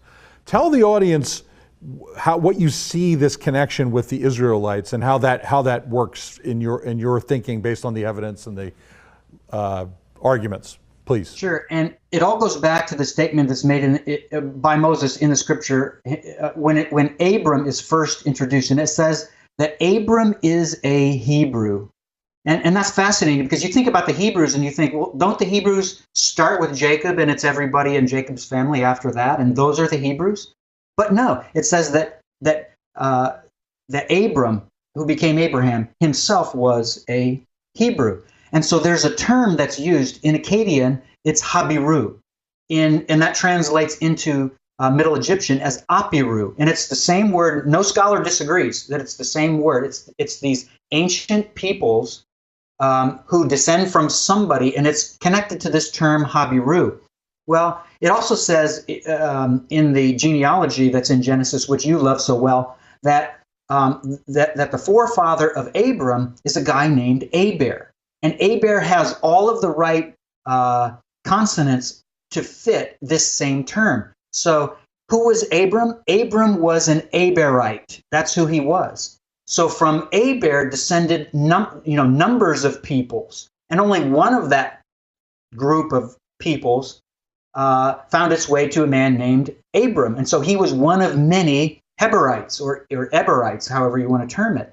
And so these people are found throughout the ancient world. In Mesopotamia, they're found in the 1700s BC, and they're not part of Abraham's family, but they're fellow Heberites. They're his relatives. Yes. So it's no surprise that Apiru, one of many Heberites or Eberites, however you want to term it. And so these people are found throughout the ancient world. In Mesopotamia, they're found in the 1700s BC, and they're not part of Abraham's family, but they're fellow Heberites. They're his relatives. Yes. So if you look at the Amarna letters that are composed by scribes under Akhenaten in the 14th century BC, right? And this is before the late Exodus view and its time frame for the Exodus in the 13th century BC. So there are discussions that go on between the Pharaoh and the kings that are in these city-states in Canaan. And the city-states in Canaan are complaining because these people called the Habiru are attacking them over and over and over again. And the greatest king of all of the petty kings of Canaan, the only one who's actually called a king in the Amarna tablets other than Pharaoh, the king of Egypt, is the king of Chatzor, where you and I were digging in 2007.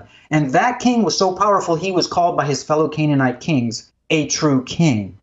And what it says in the Amarna letters, as you walk through them, the ones that deal with Chatzor, it says that the allegiance of the king of Chatzor first was with the king of Egypt, and then over time, his allegiance moved toward these Habiru who kept attacking him. And think about this, Henry. Think about the logic. How would the greatest king of Canaan, who has the Egyptian king to rely on if he needs him, how would that king give himself over to the power of these Habiru if they're only what scholars today call marauders? They're bandits. That's what scholars are telling us, yes. That the Habiru are bandits. That just can't be the case. Why? Because 3,600 of them were captured by the king of Egypt in one place and brought back as slaves. What king would capture 3,600 thieves? That would be stupid. Number two, when in history do you ever have 3,600 thieves assembling themselves together and working as a close-knit unit? It does not happen. Yeah, there's a lot of logic to that argument, and I'll tell you, I think that needs to be taken much more seriously. And of course, the liberal scholars, critical scholars, they dismiss the Exodus, so they try to break this connection that you're making there. But I think there's a lot to be said for it. Sure, and the question comes, well, what's the name of this princess who was involved? Well, there's a queen, there's a woman who became a princess, who became a queen, who became a king, called Hatshepsut. She was the daughter of Thutmose I. And we already established in our first show, your first show with me, that it was Thutmose I who is the king who initiated that edict, that decree that said all of the male children of the Hebrews were to be killed. So that being the case, Hatshepsut is one of his daughters. In fact, she's the only daughter of his through Queen Amosa, the main queen of Thutmose III. She's the only daughter who survives infancy, which is fascinating, especially because that oldest, that princess, she almost certainly had to had enough mental faculties to be able to give instructions when that reed basket was found. So you have to be old enough to be, a princess of age to be able to understand these things and communicate to people so that things are happening like we read about in the biblical text. So Thutmose I had one other secondary wife, Mutnofret, but Mutnofret, as far as we know, she never bore a daughter, or if she did, that daughter is never attested in any kind of documents or records. So we have no reason to think that there's any legitimate chance that a daughter of hers, the secondary queen,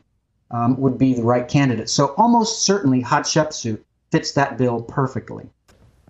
Okay, so there was a campaign that was waged to to destroy every image of Hatshepsut and every written form that expresses her name in a cartouche, right? So, and that's important because for every person to live forever in the field of reeds, the body, image, or name of that person must survive on earth. So someone, Henry, had a really important reason to try to wipe her out from all history on earth. It had to be instructed by the king, no doubt about it, to wipe out every image of Hatshepsut.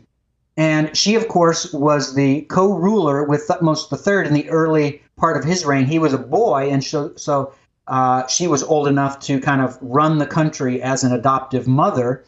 And then he took over sole rule at a later time. But her image, it didn't start to be destroyed or desecrated in Egypt until, and we know this from the evidence, until 20 years after Thutmose III was the sole ruler of Egypt. So for the Egyptologists who say probably Thutmose III kind of felt this all of a sudden, after the fact, he was angry that there was a woman on the throne and he needed to, right the wrong. Then why did he wait 20 years to do this, right?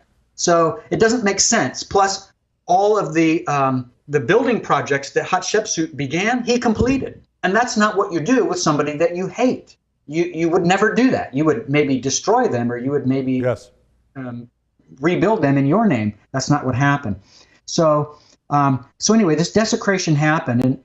And here's the problem. If all memory of an individual were lost or destroyed, the spirit of that person, and we have an Egyptian word for that, it's the ka, that they're, and there's no return from this. So if that's the case, who would want to obliterate her? Well, Thutmose III, again, makes no sense. But Amenhotep II, Henry, he makes great sense. Why? Because after he lost his army in the Sea of Reeds, imagine this, he comes back to Egypt, and how is he feeling? He lost his son, not just a son, his oldest son, who was going to be next on the throne. Every Egyptian family member and friend and citizen lost his or her firstborn, and all of their cattle and all of their other herds, they all lost their firstborn. And there are these dead people and dead animals all over Egypt. He lost his army, and he who was the world leader, right? He was the leader of the superpower government on the earth, the greater empire between them and Mitanni. What would he feel like? He would be devastated. So he issued this decree to have her image desecrated throughout Egypt, because he knew that she was the Egyptian adoptive mother of Moses. And without her, Moses never would have gone on to be the one to take the Israelites out of Egypt. Isn't that fascinating? It is. It's beyond fascinating. It's one of the most fascinating parts of this subject. It takes a little bit of inference to connect it up, but there really isn't a lot of other explanation. And you think about the rage Amenhotep II would have felt. If this foolish woman hadn't plucked this baby out of the river, we wouldn't have been in this disaster that we're in. Well, I want to talk about one more piece of evidence, and that is, you've mentioned the Royal Navy port of Avaris, and you did an extensive research paper on this. Of course, we can't develop it, but I want to talk about the timing of its abandonment, because according to the archaeology, it's suddenly abandoned. Well, when did that happen? And give us a little taste of the evidence for that. Sure, Henry. And this goes back to the article that I published in an Egyptological journal with no biblical references whatsoever, to make sure that it wouldn't be, blocked out by peer review for mentioning the Bible. I made a case for the abandonment of Avaris during the reign of Amenhotep II. And it goes back to this mass number of burials of animals and people at Avaris during Amenhotep II's reign. And as far as the animals, there are 4 animals mentioned in the Bible at the time of the Passover: sheep, goats, cattle, and dogs. And sure enough, what did the archaeologists find? In the palatial district, that is where the 3 palaces were at Avaris, in that district where you'd never expect animals, there were burials, mass burials of those 4 animals. Sheep and goats the most, and the most of the sheep and goats, they were in their first year of age when they died. One died from a blow to the back of the head, and there was another death between a mother and mother and her ewe that died during childbirth. So these amazing deaths of these animals, and you have these mass burials of these animals, all of it is connected to the time of Amenhotep II. How do we know this? The very little pottery evidence that's found in those burials, and Henry, you know how important pottery evidence is. It can date something, Yes. relatively speaking. That pottery is pottery that's indicative of pottery of two kings, Thutmose III and Amenhotep II. That being the case, usually you date it to the later of the two. So that would be Amenhotep II. So pottery from his reign is found in those graves of these animals that are buried, the majority of which are sheep and goats, and the majority of which of those are killed or die in their first year of age. So that abandonment, I would connect, Henry, to the time of this debacle in the Sea of Reeds, when the Pharaoh has lost his army. He comes back to Egypt, and he's decimated, and they pretty much clean things up at Avaris and probably just leave that site and kind of consider it ritually impure. And what we know is this: when Amenhotep II came back from Canaan in his first victorious campaign, it says that the first site he went to is Peru Nefer. That's Avaris. But in the second campaign, it doesn't say that he first stopped at Peru Nefer. He went to Memphis. So he skipped that stop, that normal place of stopping when a king brings his army back into Egypt. Why? Because it was abandoned. There was nobody there in year 7 in 1446. Me as something very interesting. I've heard this case made before that all the Egyptian boys were killed during the plague, the final plague, and then many of the Egyptian men went out to fight and ended up dying in order to try to bring the Hebrews back into Egypt. And I've heard that this left a gaping hole in the male population of the Egyptians at the time.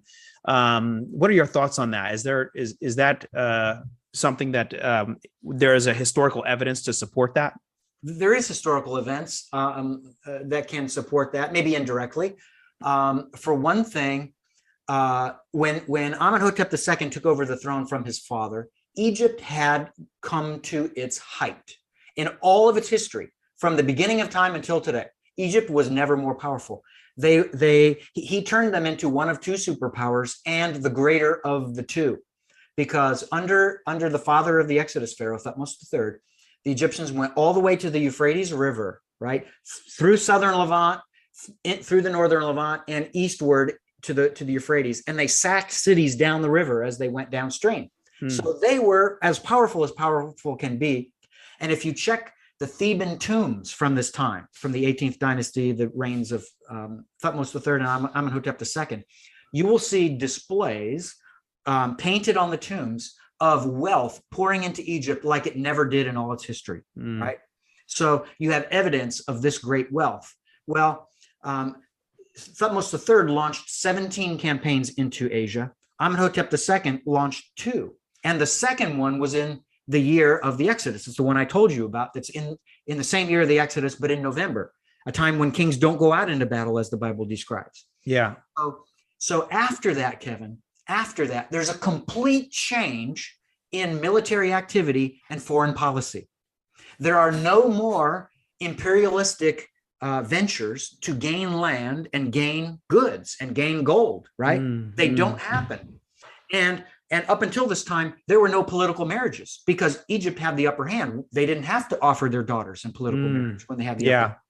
Then, after the Exodus, you see no more campaigns, and you see this flurry of political marriages, right, that demonstrate that the Egyptians know that they're in an inferior position and they have to marry up in order to have peace in the ancient world, right? Wow. So there's all of that. And then there's one other thing, and I describe this in my book. There is an inscription that most people have, even scholars, have no clue about, but it's published, and I refer to the publication where it's where it's found, and I actually try to improve the translation in the Egyptian text.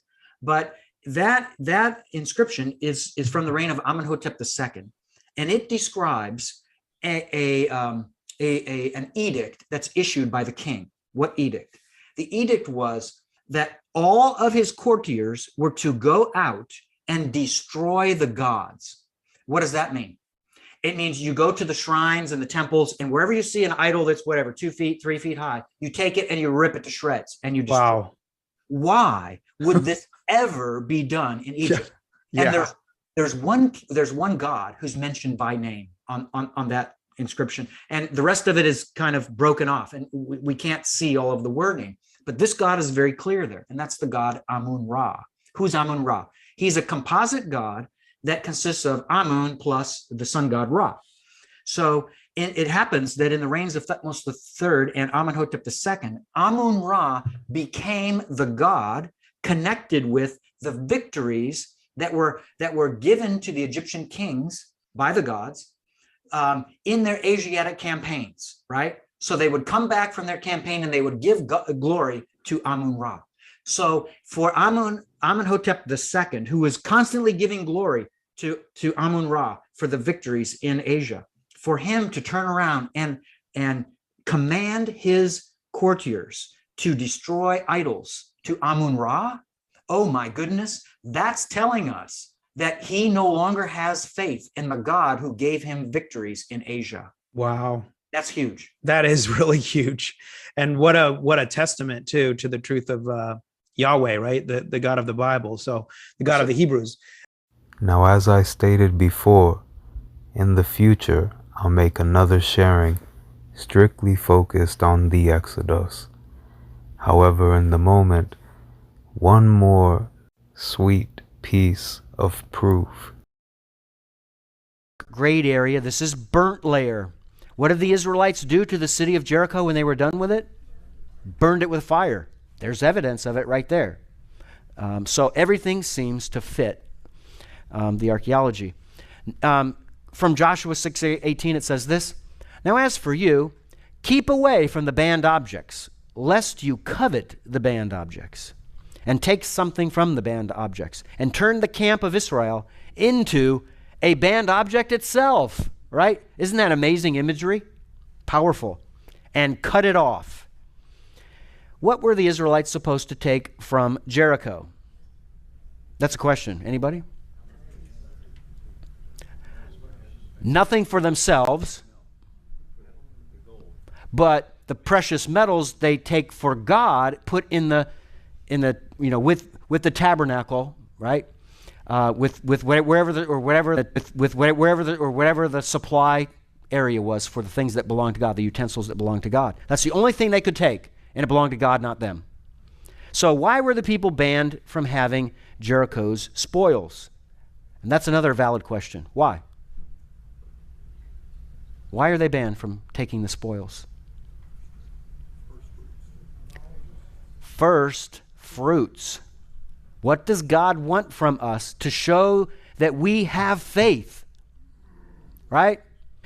So, what did Garstang find? Again, the American excavator in the 1930s who believed in the Bible. I guess, God is the God of the living, right? So he's still alive. He believes in God. Garstang found these storage jars charred in the fire set by the Israelites to destroy Jericho. And how were they looking? Still full of grain. Wow.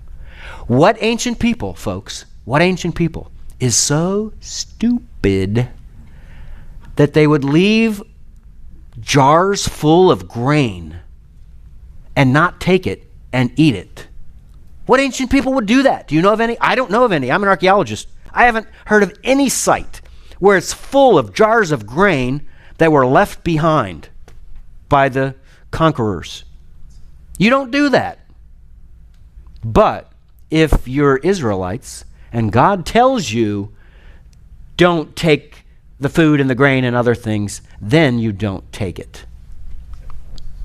And here's a blown up image of one of these pots. You're looking right at the charred remains, albeit through a black and white photo, I know, but still, it's an amazing image of the charred remains in a storage jar that was found by, in this case, Kathleen Kenyon. So Garstang in his excavation found some. Kenyon in her excavation found some. and there's a dispute, of course, about the dating of the site of Jericho. When did this destruction happen? Everybody agrees that the occupational level associated with this massive destruction that we're all looking at is with what's called City 4, right? Remember, we use numbers in archaeology, Roman numerals 1, 2, 3, and 4. So 1, 2, 3, 4. This is City 4. Who destroyed it and when? And of course, Kathleen Kenyon would never admit that this was Israelites behind it. And what she wanted to do, because Garstang said, hey, everybody, this happened right around 1400 BC. And I think he's right. In 1406, specifically, it happened. So Kathleen Kenyon hears this, she knows the story. She's read Garstang's work. She sees the, his publications and what he's said in conferences and speaking engagements, and she wants to prove that wrong. So what does she do? She tries to prove from the pottery and from carbon-14 evidence that the site was destroyed earlier. And there's a lot I could say about that. There's a lot of complicated data. But the bottom line is she's dead wrong. And part of that is proven by Bryant Wood's study of the pottery that's associated with it, which, by the way, he published several articles in 1990, I think it was, on this. And he's about to come out with a volume of the excavation report for the site of Kirbeit El Makatir, which he's convinced is biblical eye. And he's going to relate the pottery from there with the pottery from Jericho. So you're going to see an updated version of all of his work connecting this pottery to show you that Jericho is contemporaneous, its destruction is contemporaneous with the destruction of Kirbeit El Makatir. So this, he concluded, is, it's Garstang's pottery. It's some of the pottery that Garstang found there, but he's convinced that based on proper dating methods of the ceramics, this is locally made pottery. It's imitation ware imitating foreign pottery, Mycenaean pottery. So it's decorated with red and black geometric patterns, and it was in use only in the 15th century BC, according to Bryant Wood.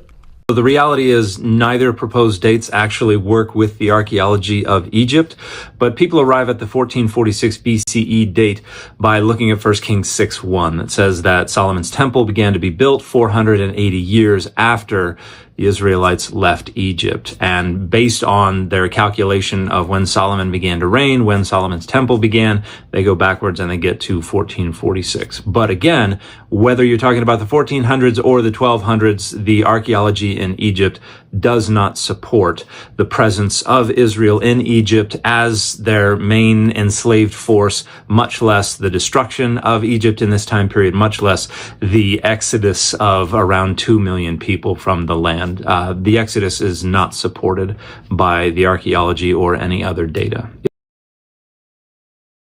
I am quite used to people who do not know the languages, the literature, or the scholarship, misunderstanding and misrepresenting my work on social media, as well as engaging in the performance of condescending to me about the area of my academic expertise. Now this can be a very condescending moment where I begin to trumpet the fact that I am indeed the Christ by the grace of God, the legitimate line of David, from Adam to David to this very moment, being the Mashiach by the grace of God. And perhaps start to roll out the list of those with supposed degrees in this subject matter that I have in essence wiped myself with, showing that it is indeed our scriptures, our history by the grace of God that is to be respected. I will try to make this simply as clear as possible, while pulling your charades or choreographed conversations in which you are solely depending on others being more ignorant than yourselves, even while wanting to believe yourselves smart. In such moments, here goes the part that has freaked you out. Here goes the part that has been so outside of your thought, of your comprehension. God is obviously still well aware, to put it very mildly, of what you ever so smart geniuses, obviously heavily placed sarcastically, well aware what you kids are doing, and you better straighten it up. So now, to zoom back in to this very minimal level of what is going on here, we are going to address another supposed contradiction proposed by our very smart individuals that of course are so much more ahead, so much more advanced than even the generation before them, let alone those from thousands of years ago.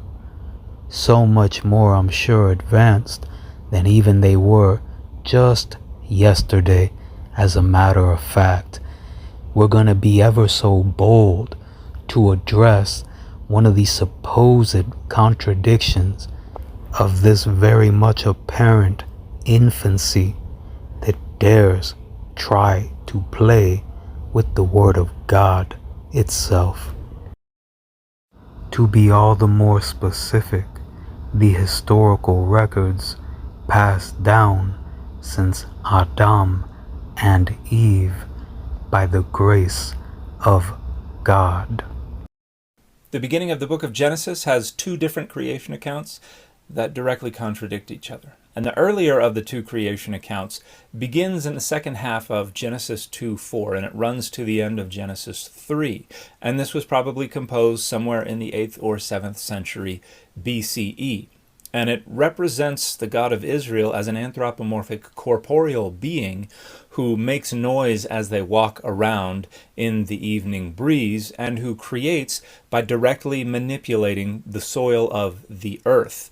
And this deity also does not create everything good from the very beginning. In fact, in Genesis 2, we see the deity create humanity and then say, it is not good, lo tov, that man should be alone. And so then the deity creates animals in search of a suitable companion for the human. The second of the two creation accounts is the one that begins in Genesis 1:1 and runs through to the first half of Genesis 2:4. This was composed later, probably toward the end of the 6th century BCE, and it was composed in response to the earlier creation account and seems to update and revise and improve on the earlier creation account. For instance, this is a more transcendent deity who does not make noise walking around in a garden, but who creates by divine fiat, who creates the animals first and then the humans last, who creates everything good from the very start. It repeatedly states, and God saw that it was good. The other contradictions, people will generally imagine that Genesis 1 is your 30,000 foot view, and then Genesis 2 is zooming in on the 6th creative period or something like that. But that does not work, because it still has the order of creation wrong. It still has God creating something that is lo tov, not good. It still has the creation being something anthropomorphic and corporeal rather than by divine fiat. So first, we are going to demonstrate that a recapitulation, a recap, a review is indeed a part of the orchestrated style of composition found throughout Genesis. Genesis 1:1 starts as, "In the beginning, God created the heavens and the earth." And then after going through the days of creation, the following chapter begins, "Thus the heavens and the earth were completed," were finished. And then verse 4 states, This is the account of the heavens and the earth, when they were created, when the Lord God made the earth and the heavens. And some versions, instead of stating, this is the account of the heavens and the earth, state, these are the generations of the heavens and the earth. Now after that all the more in-depth review, we get to chapter 5, where it states, this is the written account of Adam's family line. Other versions stating, this is the book of the generations of Adam. As you see very clearly here, this is a part of the order, the orchestration, the style in which these historical records were composed. This is only all the more evident reading through Genesis chapters 25 through 37. As we see in the exact same methodology, in the exact same manner, the same technique in recording these historical records is clearly on display. So now here we will begin to crush the further claims of those going extinct. Also, does not create everything good from the very beginning. In fact, in Genesis 2, we see the deity create humanity and then say, it is not good, lo tov, that man should be alone. And so then the deity creates animals in search of a suitable companion. The other contradictions, people will generally imagine that Genesis 1 is your 30,000 foot view, and then Genesis 2 is zooming in on the sixth creative period or something like that. But that does not work, because it still has the order of creation wrong. It still has God creating something that is lo tov, not good. So now when we read Genesis chapter 1 and look at verse 27, we see that it says, so God created mankind in his own image. In the image of God, it created them. Male and female, it created them. And then verse 31 states, God saw all that it had made, and it was very good.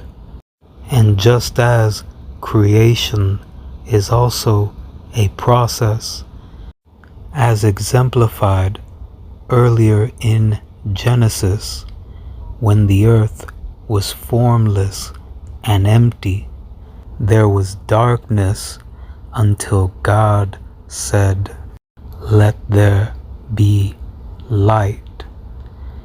And then it saw the light, and that it was good. And just as it states in Isaiah, God forms the light and creates the darkness.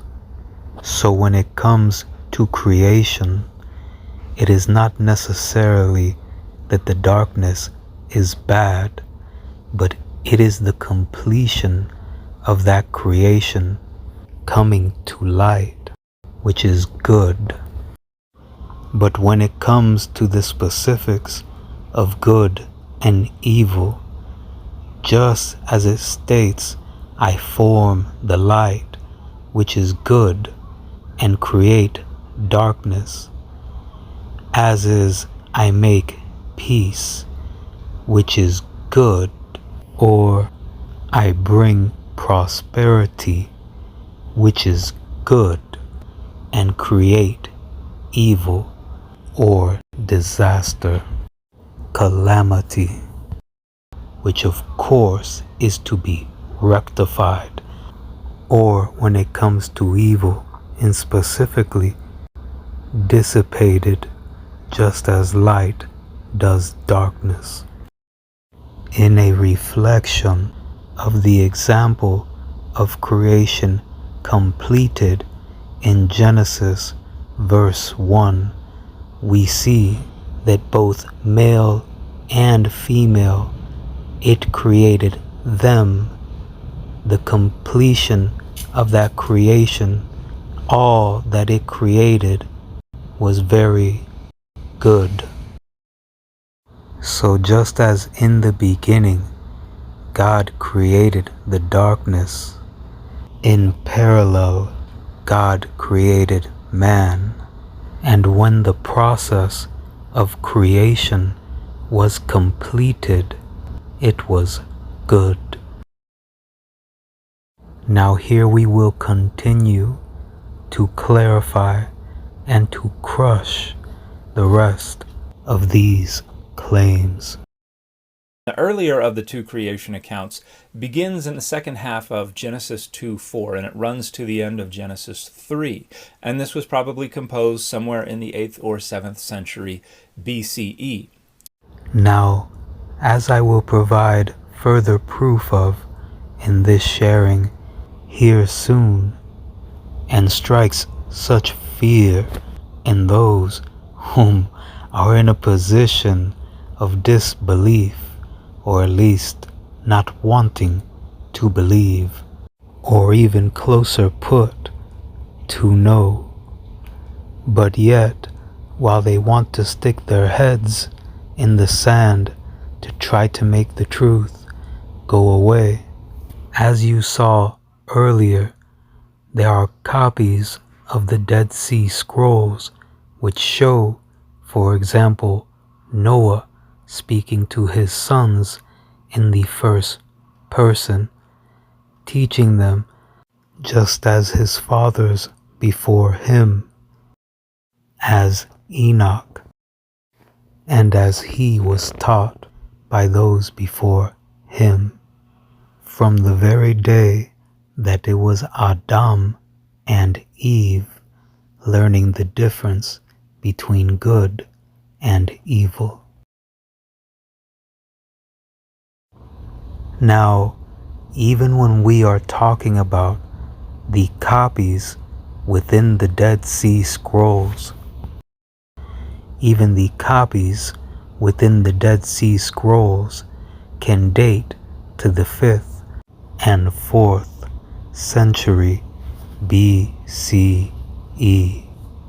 Now, especially in light of the proof of the Exodus we saw earlier, this information of course obliterates the claim of originally being written in the 8th or 7th century BCE.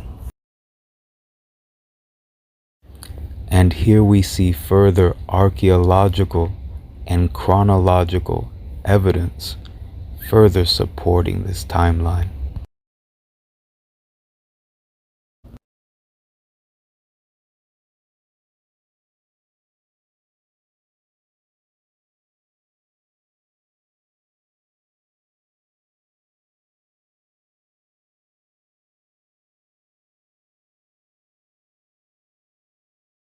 And just as we see in Jubilees chapter 50 verse 5 that this calendar, this keeping of time, was since Adam, and shows further insight as to Genesis 26 verse 5 with regards to what charges, commandments, statutes, and laws Abraham was keeping, as he ultimately learned what was preserved from Shem, son of Noah, and it is held by historians such as Josephus and Eusebius that he taught that information to the Egyptians, this after being too much for the Chaldeans.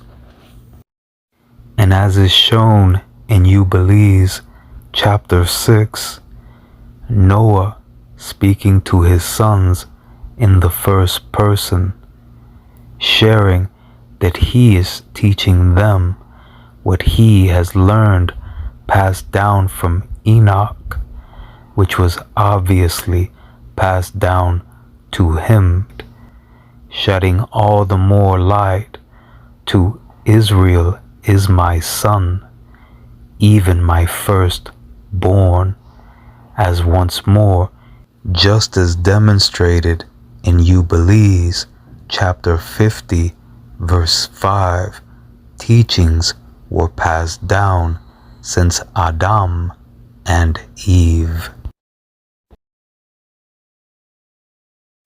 Now here we continue clarifying and crushing these claims.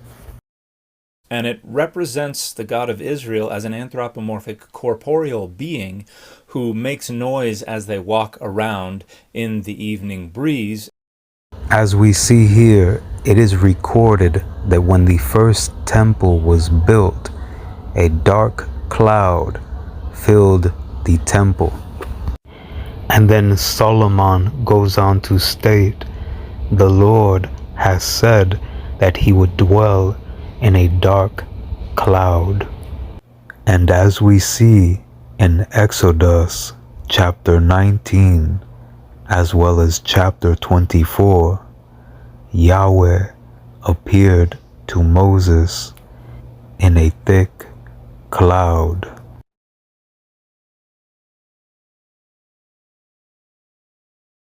And being outside of the temple, we see that the cloud is a part of thunder and lightning.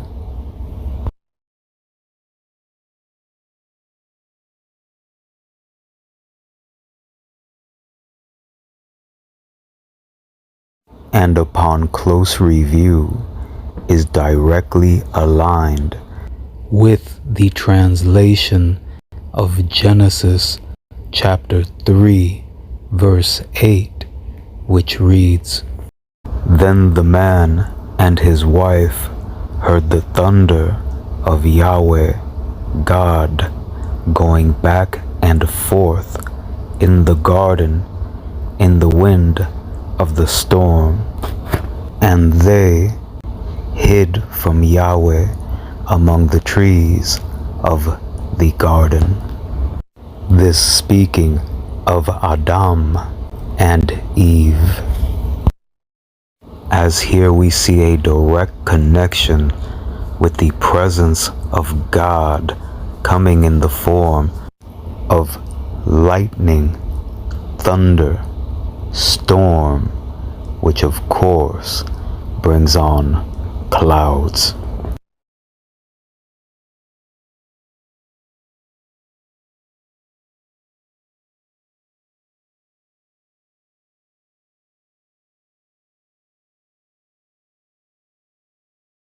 And now with that connection being all the more revealed, of course, God being the creator of all things, we return now to 1 Kings chapter 8, where it states, But will God really dwell on earth? The heavens, even the highest heaven, cannot contain you. How much less this temple I have built. And to be clear, not only is it a mistake to think that any commonly share root or anything of the like is directly borrowed from another language by the Hebrew, but here you are about to see further proof that the original Hebrew script is the original script of the human being, and proving via modern day archaeological findings not to be younger than cuneiform or hieroglyphics. We will begin with the mathematical structure of the script, which is originally a Hebrew trait. Here we see how the formation of the numbering system was preserved throughout the years by the Hebrews. Here you will see proof that the hieratic is actually the original Hebrew characters. When you look it up, you will find that there have been hundreds of archaeological findings of this Hebrew hieratic being used throughout the Davidic kingdom's time period.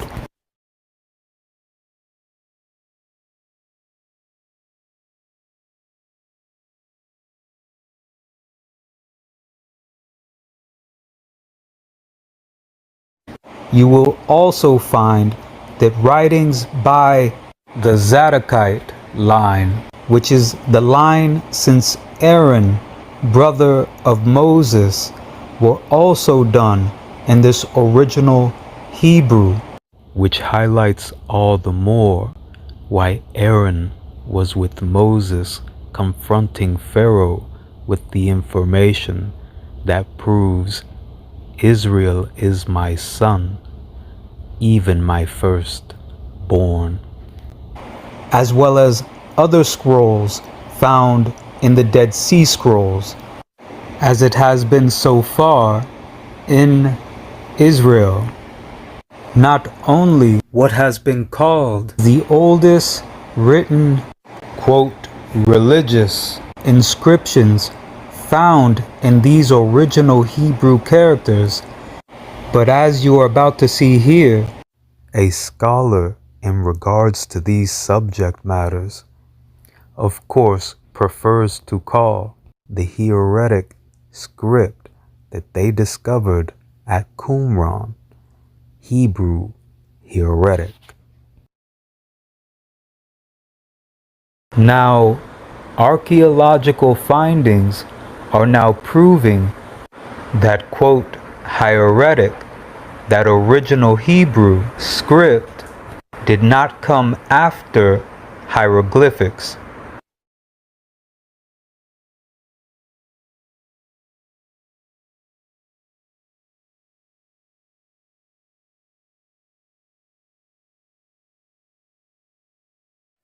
And furthermore, as you see here, archaeological findings are proving that ultimately that original Hebrew is also not younger or after the writings in Sumer. And as you see here, unlike what was held as usual secular consensus, it is indeed this Hebrew that later the Canaanite and Phoenicians also used without gematria. Now we'll again take a look at further gematria and mathematical alignments, such as the numerical equivalent to the first verse in Genesis 2701, the 73rd triangular number, the formation of a pyramid, continue to reveal the genius in our Genesis. As Genesis 1:1 and those 7 words consisting of 28 letters, which is the 7th triangular number that foreshadow the outline of the 7 days of creation, mathematically form the last of the original 7 wonders of the world, and is held to be designed by the 7th patriarch since Adam, Enoch.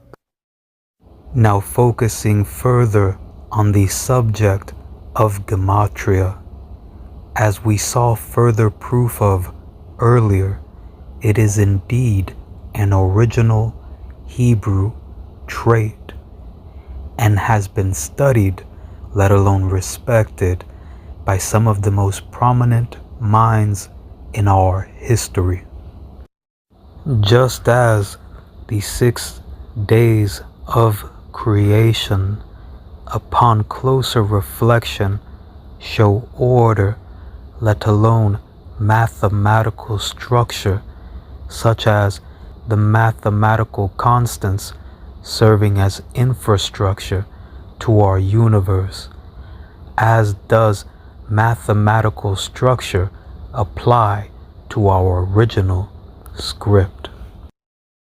And just as in time, even in what may not be surfacely visible, we are able to see the orchestration of organization, of structure, of sequence, and gain further depth of knowledge and understanding. When it comes to the composition of communication with our original script, gematria may also serve to gain further knowledge and understanding when it comes to what may not be surfacely visible, at least immediately. For example, the masterful, elegant artistry displayed in Psalms 23, where we again see a purposeful pattern in composition. We will be seeing other examples of how gematria is embedded with deeper meaning. Within Psalms 23, we see a portrayal of things that can surround one in one's life, be it good or be it bad. Yet in the center of it all, in the eye of what could be a storm, it is with us. As here we see an intentional layout and structure of 26 words on each side of "For thou art with me," in the center of being flanked by 26 words on each side.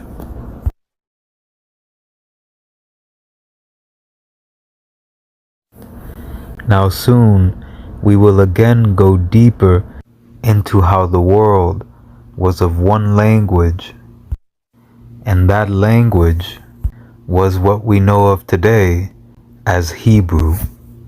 But first we'll begin with both modern and ancient evidence that the angels in place and time from Adam and Eve, known as the Greeks, ultimately received their alphabet from the angels known as the Hebrews, and not those angels that were ultimately called the Phoenicians. Once more, on top of modern day research, such as what is referenced here, there are also ancient sources which hold that the origin of the Greek alphabet was directly from the Hebrews.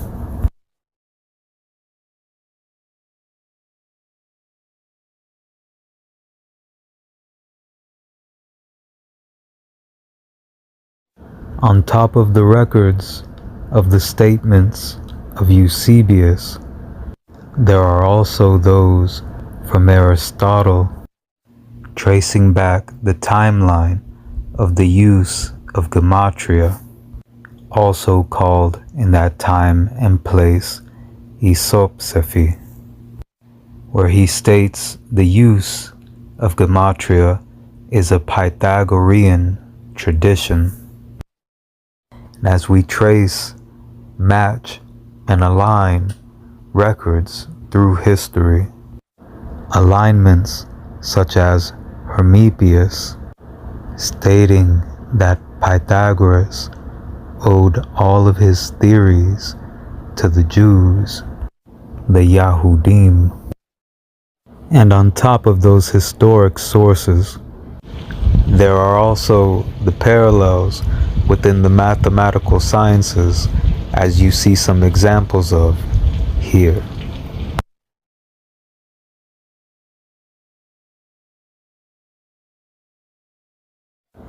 Now, just as our original calendar and the pyramid known as the castle serves as proof of the world at one time being of one language, just as it was held in Genesis, we are going to see how mathematical expressions within Gematria serve to prove the same, and that original language was indeed the Hebrew, and the script thereof, as you see evidence of here, being what was once called hieratic, meaning priestly, as it was passed to and then passed from Enoch, and that name Hebrew stemming from one of the descendants of Adam and Eve, and ultimately of Noah and Emzara, great-grandson of Shem, Noah's son, and the father of Peleg, as it is held that in his time the world was divided from that one language. The original Hebrew, the original 22 characters and numbers infused, and then ultimately the separation of those numbers and characters came in time. Now, as we continue to see further proof of the original source, which language and the sciences that we know of today stemmed from, here we are going to see how the Sanskrit text, which is known to come later than the hieratic text, or more clearly put, the original Hebrew form of text, as the only other place where you find the accurate whole number approximation of pi in antiquity is in the Rig Veda, which again is established as fact came after the hieratic.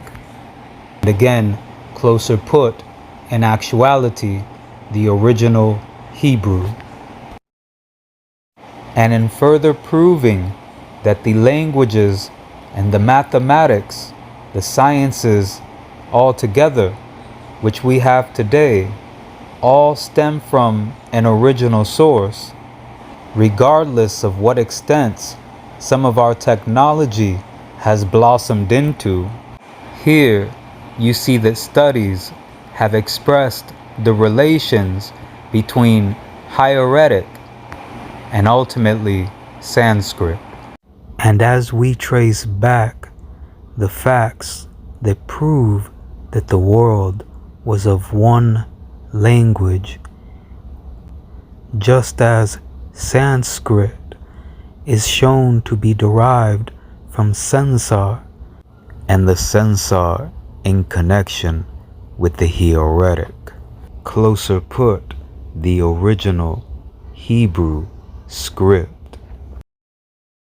And though of course it is derived from the Hebrew, here is one of the works on the connection between the four-letter Hebrew name for God and the Vedic scripts, Sanskrit. In another sharing, we will get deeper into the connections of the number 32, but in brief, at the moment, it stands out that that display of pi in the Rig Veda is up to 32 digits, and that there are 32 numbers that can calculate every single mathematical constant which are needed to have, let alone the very functions of our universe. Overlay with the Sefer Yetzirah, the book of formation, holding that there are 32 wonderful pathways to which God created the universe. And here we see very clearly that the mathematical structure, which was unique to the hieratic script, distinct from the hieroglyphics, still serves to this very day as the mathematical structure of the Hebrew script. The characters are different, let alone coming from an exile.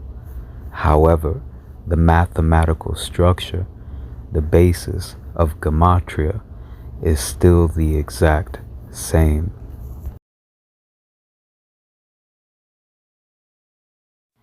And as modern day revelations allow us to see all the more in depth upon reflection the signature of God throughout creation, we see all the more clearly what it means in Exodus chapter 4 verse 22 when it states that Israel is my son, even my firstborn. Not only, as you will see later and throughout my sharings, is this history which is passed down since Adam and Eve themselves, Adam the firstborn, but just as it is held that God created the universe using 22 letters, as in the Hebrew alphabet, and 10 divine numbers, just as the mathematical structure which serves as the basis of gematria, the base 10 numeral system, we see further signature of God itself in the order and orchestration where you would think at a glance there was nothing but random chaos, as Yisrael is the 22nd generation since Adam. We see further signature of God embedded within our very genetic code, as the total permutations of one of the Hebrew names for God is 3 letters in 4 places for a total amount of permutations of 64, and our very genetic code is 64 codons to 22 actions. Mathematically, a beautiful overlay of Yahweh, which we know is a total of 64 permutations, and the action of creating with 22 letters. This is reflected in our very genetic code, 64 codons to 22 actions, and further signature of God throughout the universe is the fact that the total permutations of all 22 letters of the Hebrew alphabet, the total permutations of that number 22 equates to an estimate of the total amount of stars in the universe. And as even further realization of as above, so below, as within, so without, as the universe, so the soul. And in parallel to Hebrew having a triple root structure, DNA messages are written in 3-letter triplets. It is rooted in a base 10 decimal system. Our biblical texts are also based off a base 10 decimal system. In our genetic code, our genetic texts are scientifically shown to be synchronized, to be structured by a decimal system, a signature of God within our very cell. Further proof that you are the very crown jewel of creation.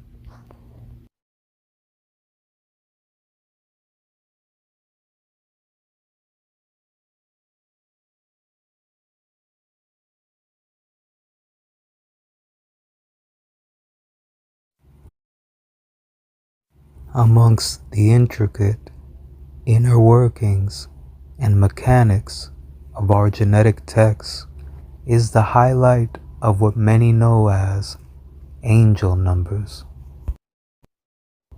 Studying the amino acids of our genetic code has found that the standard blocks, side chains, which are a part of those amino acids, in sync with the decimal system, repeatedly showed balanced sums which took the unique form of angel numbers. This uniform structure made apparent by the divisibility of 37, which when times by its reflection equates to the mathematical equivalent of the first verse of Genesis. As here we see a very specific and special characteristic of the number 37 within the scope of the decimal system. As here, upon review of this table of the multiplications of the number 37, you will notice a distinct pattern beginning at 37 times 3, our first pattern of angel numbers. Now, you'll notice that 37 times 3 is 111. 111. You'll also notice that adding the angel numbers together comes out to the number we just multiplied by 37.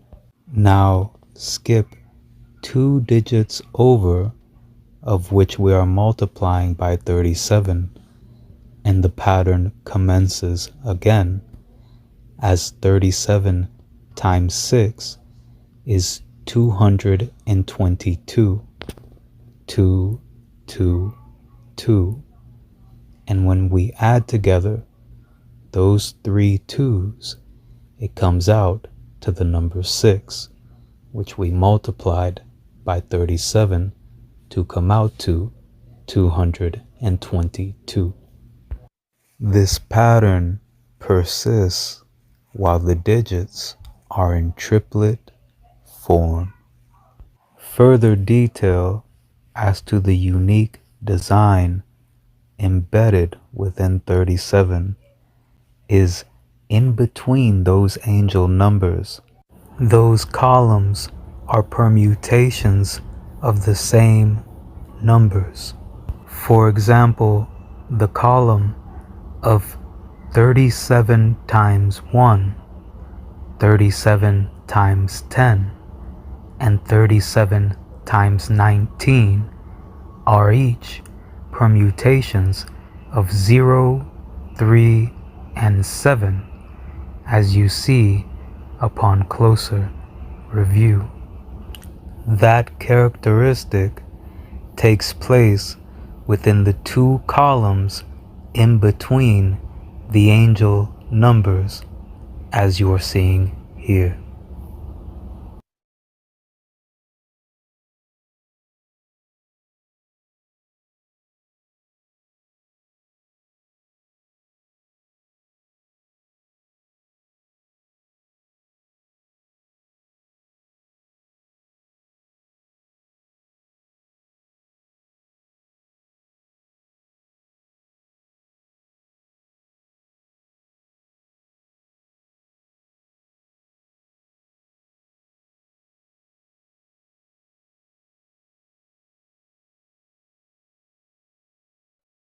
And though it is made abundantly clear at this point, still here we will continue to clarify with regards to the God-given order of our history. In fact, what we know now is that the Israelites, the people from whom the Old Testament, the text of the Hebrew Bible came, were Canaanites. Now once more, here we have the generations from Adam to Jacob, also known as Yisrael, Israel. Now, even in seeing distinct differences between the cultures of the line since Adam, which eventually became known as Israel, such as the fact that Israel utilized gematria, and there is no record of the Canaanites ever doing so. But to clarify even further, as you see here within the records of our generations, there is listed an angel by the name of Eve. And in Genesis chapter 14, verse 13, Abram, later known as Abraham, is referred to as the Hebrew, which comes from the name Eve. So once more, we will expand on the history of this lineage. And it says that Abram is a Hebrew. And that's fascinating because you think about the Hebrews and you think, well, don't the Hebrews start with Jacob and it's everybody in Jacob's family after that, and those are the Hebrews? But no, it says that Abram, who became Abraham, himself was a Hebrew. And so there's a term that's used in Akkadian, it's Habiru, and that translates into Middle Egyptian as Apiru, and it's the same word. No scholar disagrees that it's the same word. It's these ancient peoples who descend from somebody, and it's connected to this term Habiru. Well, it also says in the genealogy that's in Genesis, which you love so well, that the forefather of Abram is a guy named Aber, and Aber has all of the right consonants to fit this same term. So who was Abram? Abram was an Aberite. That's who he was. So from Aber descended numbers of peoples, and only one of that group of peoples found its way to a man named Abram. And so he was one of many Heberites or Eberites, however you want to term it. And so these people are found throughout the ancient world. In Mesopotamia, they're found in the 1700s BC, and they're not part of Abraham's family, but they're fellow Heberites. They're his relatives. Yes. So it's no surprise that Apiru, one of many Heberites or Eberites, however you want to term it. And so these people are found throughout the ancient world. In Mesopotamia, they're found in the 1700s BC, and they're not part of Abraham's family, but they're fellow Heberites. They're his relatives. Yes. So if you look at the Amarna letters that are composed by scribes under Akhenaten in the 14th century BC, right? And this is before the late Exodus view and its time frame for the Exodus in the 13th century BC. So there are discussions that go on between the Pharaoh and the kings that are in these city-states in Canaan. And the city-states in Canaan are complaining because these people called the Habiru are attacking them over and over and over again. And the greatest king of all of the petty kings of Canaan, the only one who's actually called a king in the Amarna tablets other than Pharaoh, the king of Egypt, is the king of Hatzor, where you and I were digging in 2007. And that king was so powerful, he was called by his fellow Canaanite kings a true king. And what it says in the Amarna letters, as you walk through them, the ones that deal with Hatzor, it says that the allegiance of the king of Hatzor first was with the king of Egypt, and then over time, his allegiance moved toward these Habiru who kept attacking him. And think about this, Henry. Think about the logic. How would the greatest king of Canaan, who has the Egyptian king to rely on if he needs him, how would that king give himself over to the power of these Habiru if they're only what scholars today call marauders? They're bandits. That's what scholars are telling us, yes. That the Habiru are bandits. That just can't be the case. Why? Because 3,600 of them were captured by the king of Egypt in one place and brought back as slaves. What king would capture 3,600 thieves? That would be stupid. Number two, when in history do you ever have 3,600 thieves assembling themselves together and working as a close-knit unit? It does not happen. Yeah, there's a lot of logic to that argument, and I'll tell you, I think that needs to be taken much more seriously. And of course, the liberal scholars, critical scholars, they dismiss the Exodus, so they try to break this connection that you're making there. But I think there's a lot to be said for it. And as completely telling as the Amarna letters are, there are still those willing to make themselves look very stupid in stating that there really isn't a connection between the Hapiru or the Apiru and the Hebrews.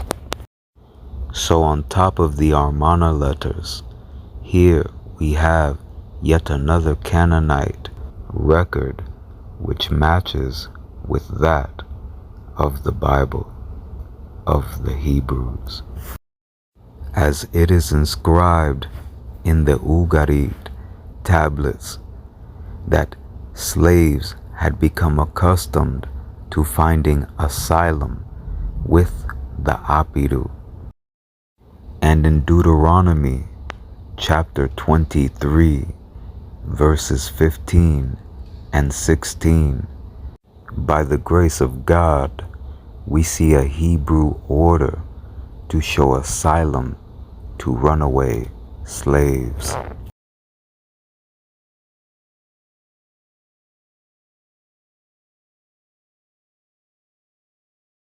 And further distinguishing the Canaanites from the line since Adam, which became known as the Israelites.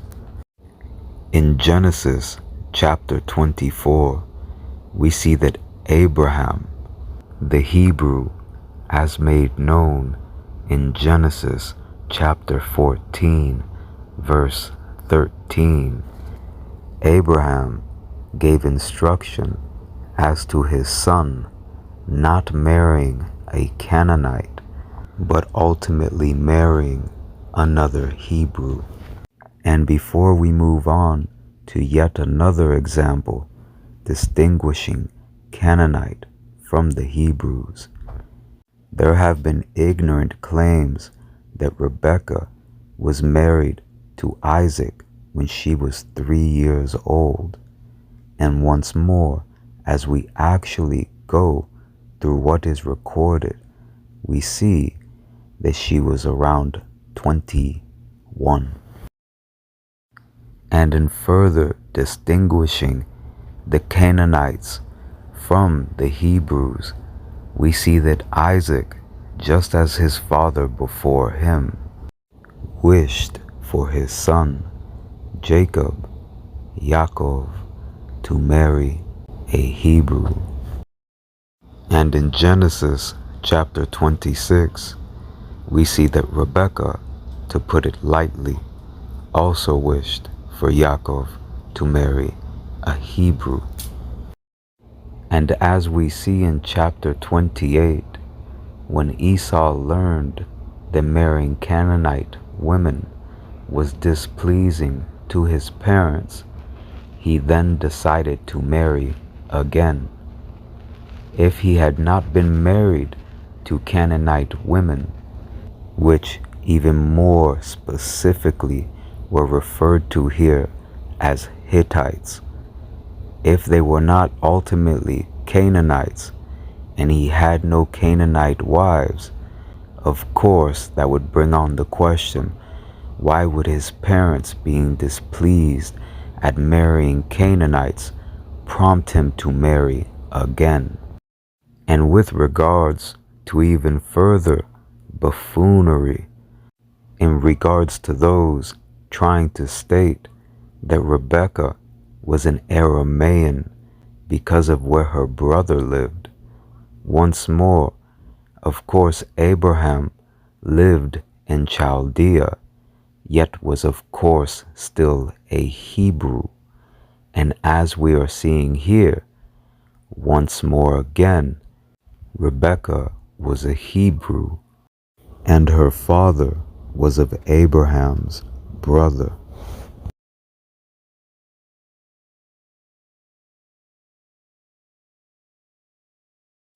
And as we see here, Aram was one of the sons of Shem. So though the Aramaeans were Shemites, Abraham and Nahor descended from Shem's first son, Arphaxad. As once more both Isaac and Rebekah were still distinct from the Aramaeans, as of course Abraham and Nahor also were. Further distinguishing between the Hebrews and the Canaanites are the recorded scriptures against child sacrifice. And when it comes to topics as stupid as trying to push that Yahweh wants you to sacrifice your sons, within this sharing here, those claims are crushed. Take note of what the numbers of those quote followers or views are at the moment, because when it comes to this truth, that of course does not remain that way. And finally, in concluding that the Hebrews were not Canaanites, here we see that since the time of Noah and his sons, the land of Israel was indeed allotted to Shem's line, which ultimately became Israel. And clearly Canaan settled in that land in violation, so that biblically, when it refers to this land as the land of Canaan, it is making note of whom is inhabiting at the time and place, not that it belongs to Canaan. So being that all come from the children of Noah and Amzara, which ultimately come from Adam and Eve, of course we could expect that things such as what was the Canaanite script to have its similarities to the Hebrew. However, there are still distinct differences, such as the gematria, which has been preserved since Adam and Eve, the ingenious infusion of letter and number, being able to communicate the common word and mathematical expression even simultaneously. So now we will continue on to the crumbling of even more claims. Hey everyone, I'm Josiah and I study comparative mythology. All right, let's see it. So someone pointed out to me that in Psalm 74:14, Yahweh crushes the heads of Leviathan and argued this was lifted straight from the Canaanite chaos serpent, Lotan. And it's a fair question. If we care about the truth, we have to engage with this. So I don't know if I would say that it was directly lifted from Canaanite tradition, but certainly it's drawing from the same shared sociocultural matrix or the same literary and mythological inventory, since Israel and Judah ultimately were outgrowths of earlier Canaanite societies. Now, of course, we have completely made clear that that is simply wishful thinking on the part of those who have been against this truth and now looking every bit as foolish as they have been for choosing to do so. Now here we will hear out the rest of this claim. So it's not really about taking it from another group so much as it is just about manifesting the same shared background. But there's a much more direct example. We can go to Isaiah 27:1, and here's page 118 from my book, Adonai's Divine Images, where I discuss this passage. Third line down on the right, Isaiah 27:1 begins, "In that day Adonai will visit punishment with his hard and great and strong sword upon Leviathan, the wriggling serpent, and upon Leviathan, the writhing serpent, and he will kill the monster that is in the sea." As I note here, this account bears striking similarities to a passage from the Ugaritic KTU 151, 1-3, that praises Baal for dispatching a creature named Lotan. And there you see the 3 lines from that text. "When you struck Lotan, the wriggling serpent, you finished off the writhing serpent, the powerful one with 7 heads." Now, the Hebrew differs a little bit in describing Lotan, but the word for wriggling and writhing, or at least the words that I've translated here, wriggling and writhing, are direct cognates. The words for serpent are not cognates between Hebrew and Ugaritic. And then at the bottom it says the powerful one with 7 heads, which is not what we find in Isaiah 27:1. But if we go back to Psalm 74, where it does refer to the multiple heads of Leviathan, we can see that that is a feature of Leviathan that is known from these ancient traditions. So now we're going to break down every part of that segment and compare it to our actual history. So it's not really about taking it from another group so much as it is just about manifesting the same shared background. And though that statement might be so, it is still in reverse in regards to whom originally got what from whom. As the records passed down since Adam and Eve, the first 2 humans, was the only knowledge known to man, it is no surprise once more that whatever stemmed from the civilizations that came to be, of course, had traces of that original truth etched throughout their history, just like the different flood narratives, which we will address in a future sharing. However, now we're going to see the parallels between the beginnings of Genesis, the slaying of Leviathan, and the parallels within the Canaanite narratives. Now, with that being said, it is no coincidence that we see in Genesis chapter 3, verse 8, reference to the thunder, the storm of Yahweh, with regards to the interaction with Adam and Eve after eating from the tree. And that thunder and storm of Yahweh so early in the interactions with humankind show all the more why and how the Canaanites, on stemming from the children of Adam and Eve, which preserved the actual truth, would of course have these bits and twists entrenched within the way that they explained and tried to make sense of the world, their world view. So now we will continue to sort through these parallels that stemmed from the original source, our Genesis, one by one. But there's a much more direct example. We can go to Isaiah 27:1, and here's page 118 from my book, Adonai's Divine Images, where I discuss this passage. Third line down on the right, Isaiah 27:1 begins, "In that day Adonai will visit punishment with his hard and great and strong sword upon Leviathan, the wriggling serpent. Adonai will visit punishment with his hard and great and strong sword." Now, as we also see in Isaiah, that sword is not one of mankind, not a mortal sword. Sword upon Leviathan, the wriggling serpent, and upon Leviathan, the writhing serpent, and he will kill the monster that is in the sea. As I note here, this account bears striking similarities to a passage from the Ugaritic KTU 151, 1-3, that praises Baal for dispatching a creature named Lotan.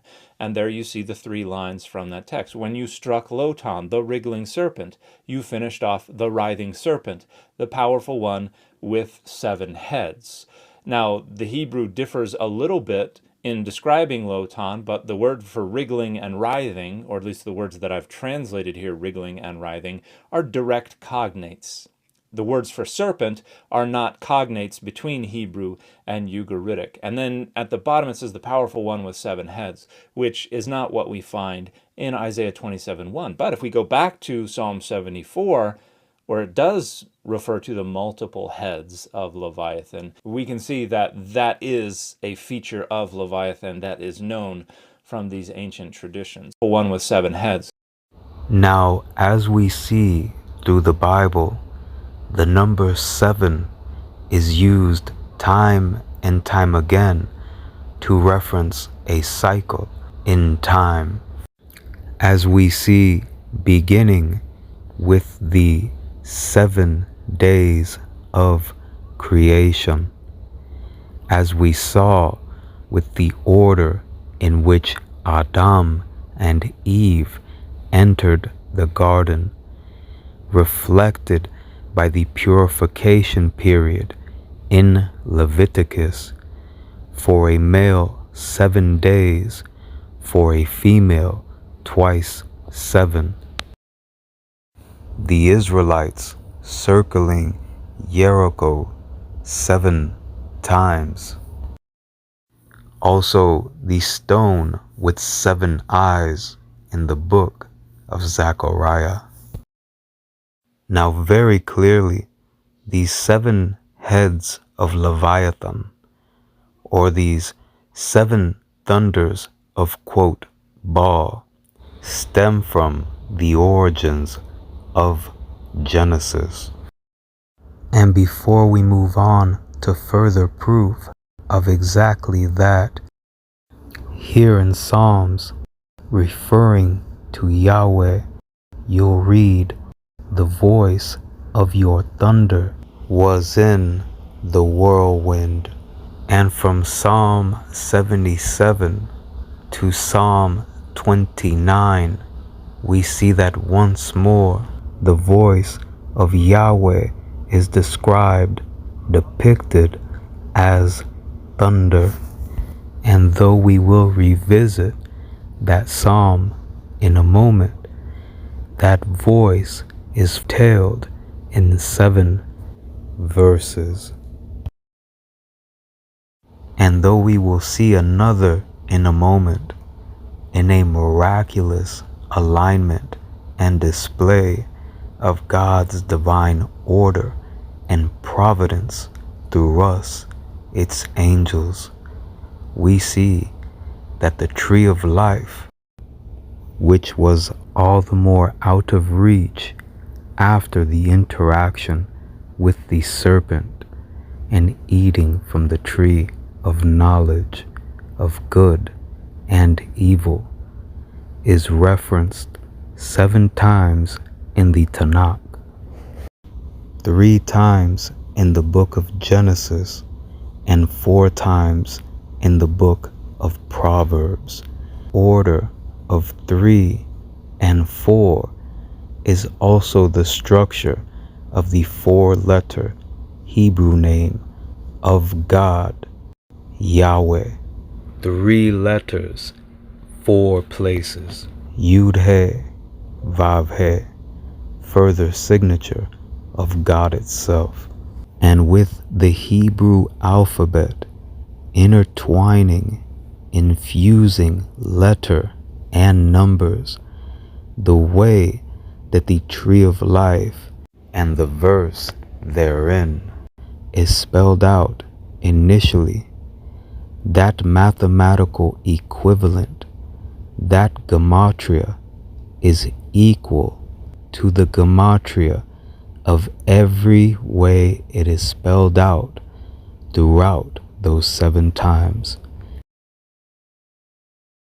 There's a very beautiful phenomenon that I don't believe that we ever spoke about in relation to the 7 species, that the phrase tree of life appears 7 times in the Tanakh, in the Bible. So that's a very clear allusion that the tree of life has 7 aspects or 7 manifestations, which are the origin of the seven fruits of Eretz Yisrael. In the beginning of creation, so there were 2 trees in the Garden of Eden, the tree of life and the tree of knowledge. And it says, it says that the tree of life was situated in the very middle point of the garden, and as well was the tree of knowledge of good and evil. But once more the verse reads, Ve'etz ha'chaim betoch hagan. It's the tochiyut, the inner essence of the garden was the tree of life. So we'll conclude this simply with a very amazing gematria, that the initial phrase, which is before the sin, because we want to get to the tree of life. Tu B'Shvat, this holiday of Tu B'Shvat, is returning, even though Hashem put the angels and the sword in the way of the Shmor Derech Etz HaChaim, that we shouldn't be able to approach and enter the Garden of Eden and eat the tree of fruit, the tree of life. But through the Torah, and especially through the Pnimiyut Torah, the inner dimension of the Torah, we do believe that we're going to Techav Miad Mamash reach the tree of life and eat from the tree of life. That's Mashiach and the Torah that He will teach us. So we want the tree of life. So we want to return to that pristine, primordial state of Ve'etz ha'chaim betoch hagan ve'et hadat tov v'ra, that it's all good. But the first verse is before the sin. All the others are after. That first verse, once more it reads, Ve'etz ha'chaim betoch hagan ve'et hadat tov v'ra, that the tree of life is in the midst of it's the middle point. We speak and learn a lot about the meaning of the middle point. We said that there's an allusion here to Chava, to Eve. Eve is called the middle point of man. The woman is the middle point. So it says that the Eitz HaChaim is the midst, in the midst of the garden, together with the Eitz Hadat Tov V'Ra. That whole phrase, if you calculate its gematria, the number is 1663. If I would add 1 to it, which is called the Kolel, I would get 2 times the Eretz Yisrael, 64 times Havaya. So at first glance, that's what I thought maybe is the significance of this number, but it's a second observation, the Torah is exact.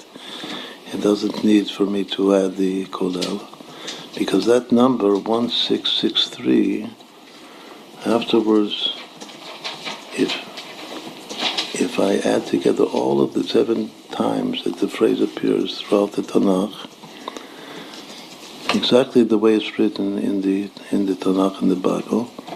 Once the first one is Be'etz HaChaim, the second one is Me'etz HaChaim, the third is Etz HaChaim, and then in Mishlei there's Etz Chaim, Ve'etz Chaim, Etz Chaim. Exactly the way it's written, all of those 7 times equals exactly 1663. And another alignment of creation's structure of 7 originated in Genesis, which serves as further proof of the perfect order in the orchestration bestowed by God itself, are the very features of the calendar kept by Adam and Eve being expressed in one of the very pyramids, which further proves Genesis 11 verse 1 that all the world was of one language, and creation accounts such as the Enuma Elish, a creation account written on 7 tablets, got its mathematical structure from the origins of Genesis, such as the creation of humans on the 6th tablet correlating with the creation of Adam on the 6th day, the 6th phase. Further proof of this and what was held as the 7 heads of Leviathan, ultimately being derived from the 7 days of creation as originated in Genesis, is the calendar passed down since Adam and Eve, outlined in the book of Enoch, Jubilees, further detailed in Exodus chapter 12 verse 2 and Leviticus chapter 25, being expressed through the features of the castle calendar pyramid, a temple built so precisely, so perfectly aligned with the very cosmos, with the very order of the universe, that twice a year upon the equinox there is a phenomena of 7 light triangles shining upon the pyramid down to the head of the serpent. And this phenomena taking place upon the castle pyramid, expressing features of the very calendar passed down since Adam and Eve, as we saw earlier in this sharing, is held by Mayan elders to represent the 7 days of creation. This castle, this temple, this pyramid, with its features representing the 364-day calendar highlighted in the biblical books mentioned, all the more solidify that the 7-day, the 7-phase structure is original to what we know as Genesis, the account since Adam and Eve, by the grace of God. Yud-He, Vav-He. And just as there were 22 acts of creation, 22 generations from Adam to Jacob, Israel, demonstrating complete control over its design is just as there are 22 letters in the Hebrew alphabet. Aleph Vet, further signature of God itself and its complete mastery over reality is the fact that a part of this alignment comes from the pyramid being aligned 22 degrees clockwise in accordance with the cardinal directions. And just as mathematics can be used to describe a phenomena or a law, it brings all the more understanding to why those who have often used mathematics to describe things such as laws so diligently studied gematria. In fact, there are those atheist pushes which are falling to complete pieces, of course, that would try to reword the very first verse of Genesis. However, in the beginning, God created the heavens and the earth, is anchored by the manner in which that verse is mathematically represented. Its gematria, 2701. Now it is very telling that we just saw such information embedded within a pyramid, and 2701 is the 73rd triangular number. Of course, the most renowned general shape of a pyramid. And with over 80 mathematical and physical constants embedded in the Great Pyramid, this reflects all the more the order and structure when, in the beginning, God created the heavens and the earth. And in fractal fashion, in self-similar fashion, one of the depths of being made in the image of God, the two figured numbers, the two star numbers, which are the only two factors of the first verse of Genesis. In other words, the only two numbers when times together equal the mathematical equivalent to the first verse of Genesis, 2701. Those two star numbers, which serve as a portal to the first verse of Genesis, the first verse of creation, fit self-similarly one within the other. And all the more highlighting this alignment, 37, on top of being the ordinal gematria of wisdom, is the exact center point of the number 73, the gematria of wisdom.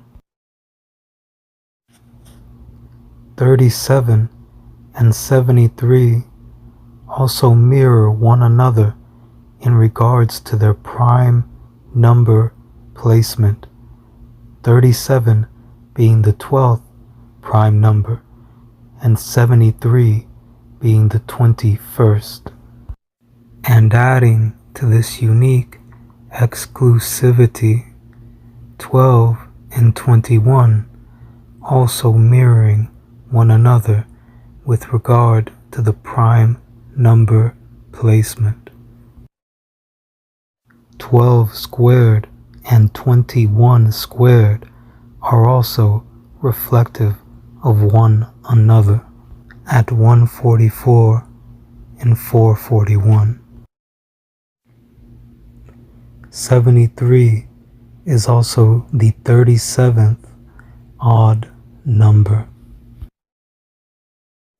And in further numerical highlight, the reflective number, the mirror of 2701, is 1072, or 1072, and when added to 2701 comes out to 3773, or 3773. And as we look at the 73rd triangular number made by 2701, the mathematical equivalent to the first verse of Genesis, inside that 73rd triangular number fits the 37th triangular number. 703.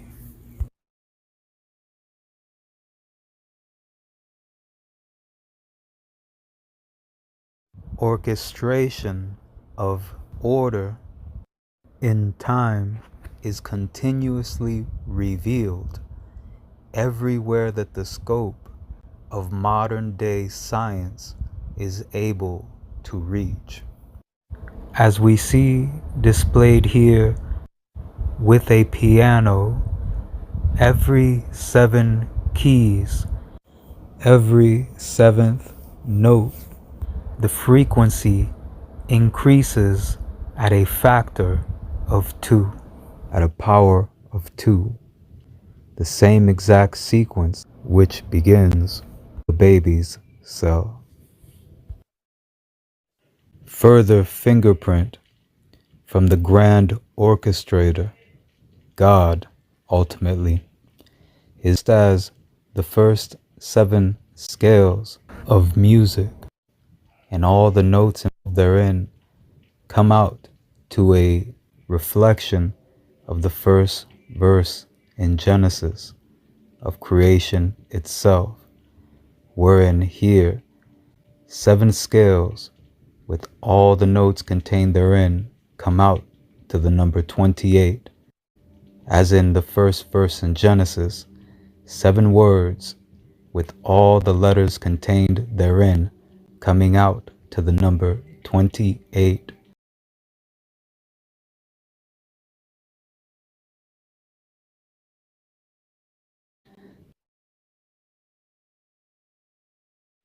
And just as we did with the days of creation, and reflect as we are today, when we look back, just as geometric sequence is measured within electromagnetic frequencies, you will see geometric sequence within the generations of your very ancestors.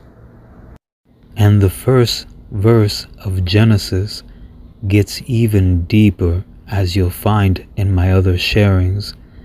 And though there is a slew of other claims that I will crush at a later date, here we will conclude with even further crushing the claims of polytheism being believed by the line since Adam and Eve that became known as the Israelites, as shown here in Psalms 29. Heavenly beings pertains to the Elohim. And now when we look at the creation fragment of Jubilees, it is very clear that the Elohim that God was speaking to when it states, "Let us make man in our image," is us. It's angels. So this very clearly demonstrates that there is no polytheistic view here. very clearly, this shows the correct meaning of Yahweh is our God. Yahweh is one. Let alone when it comes to Psalms 82 or any other verses anyone else thinks is in question. By the grace of Yahweh.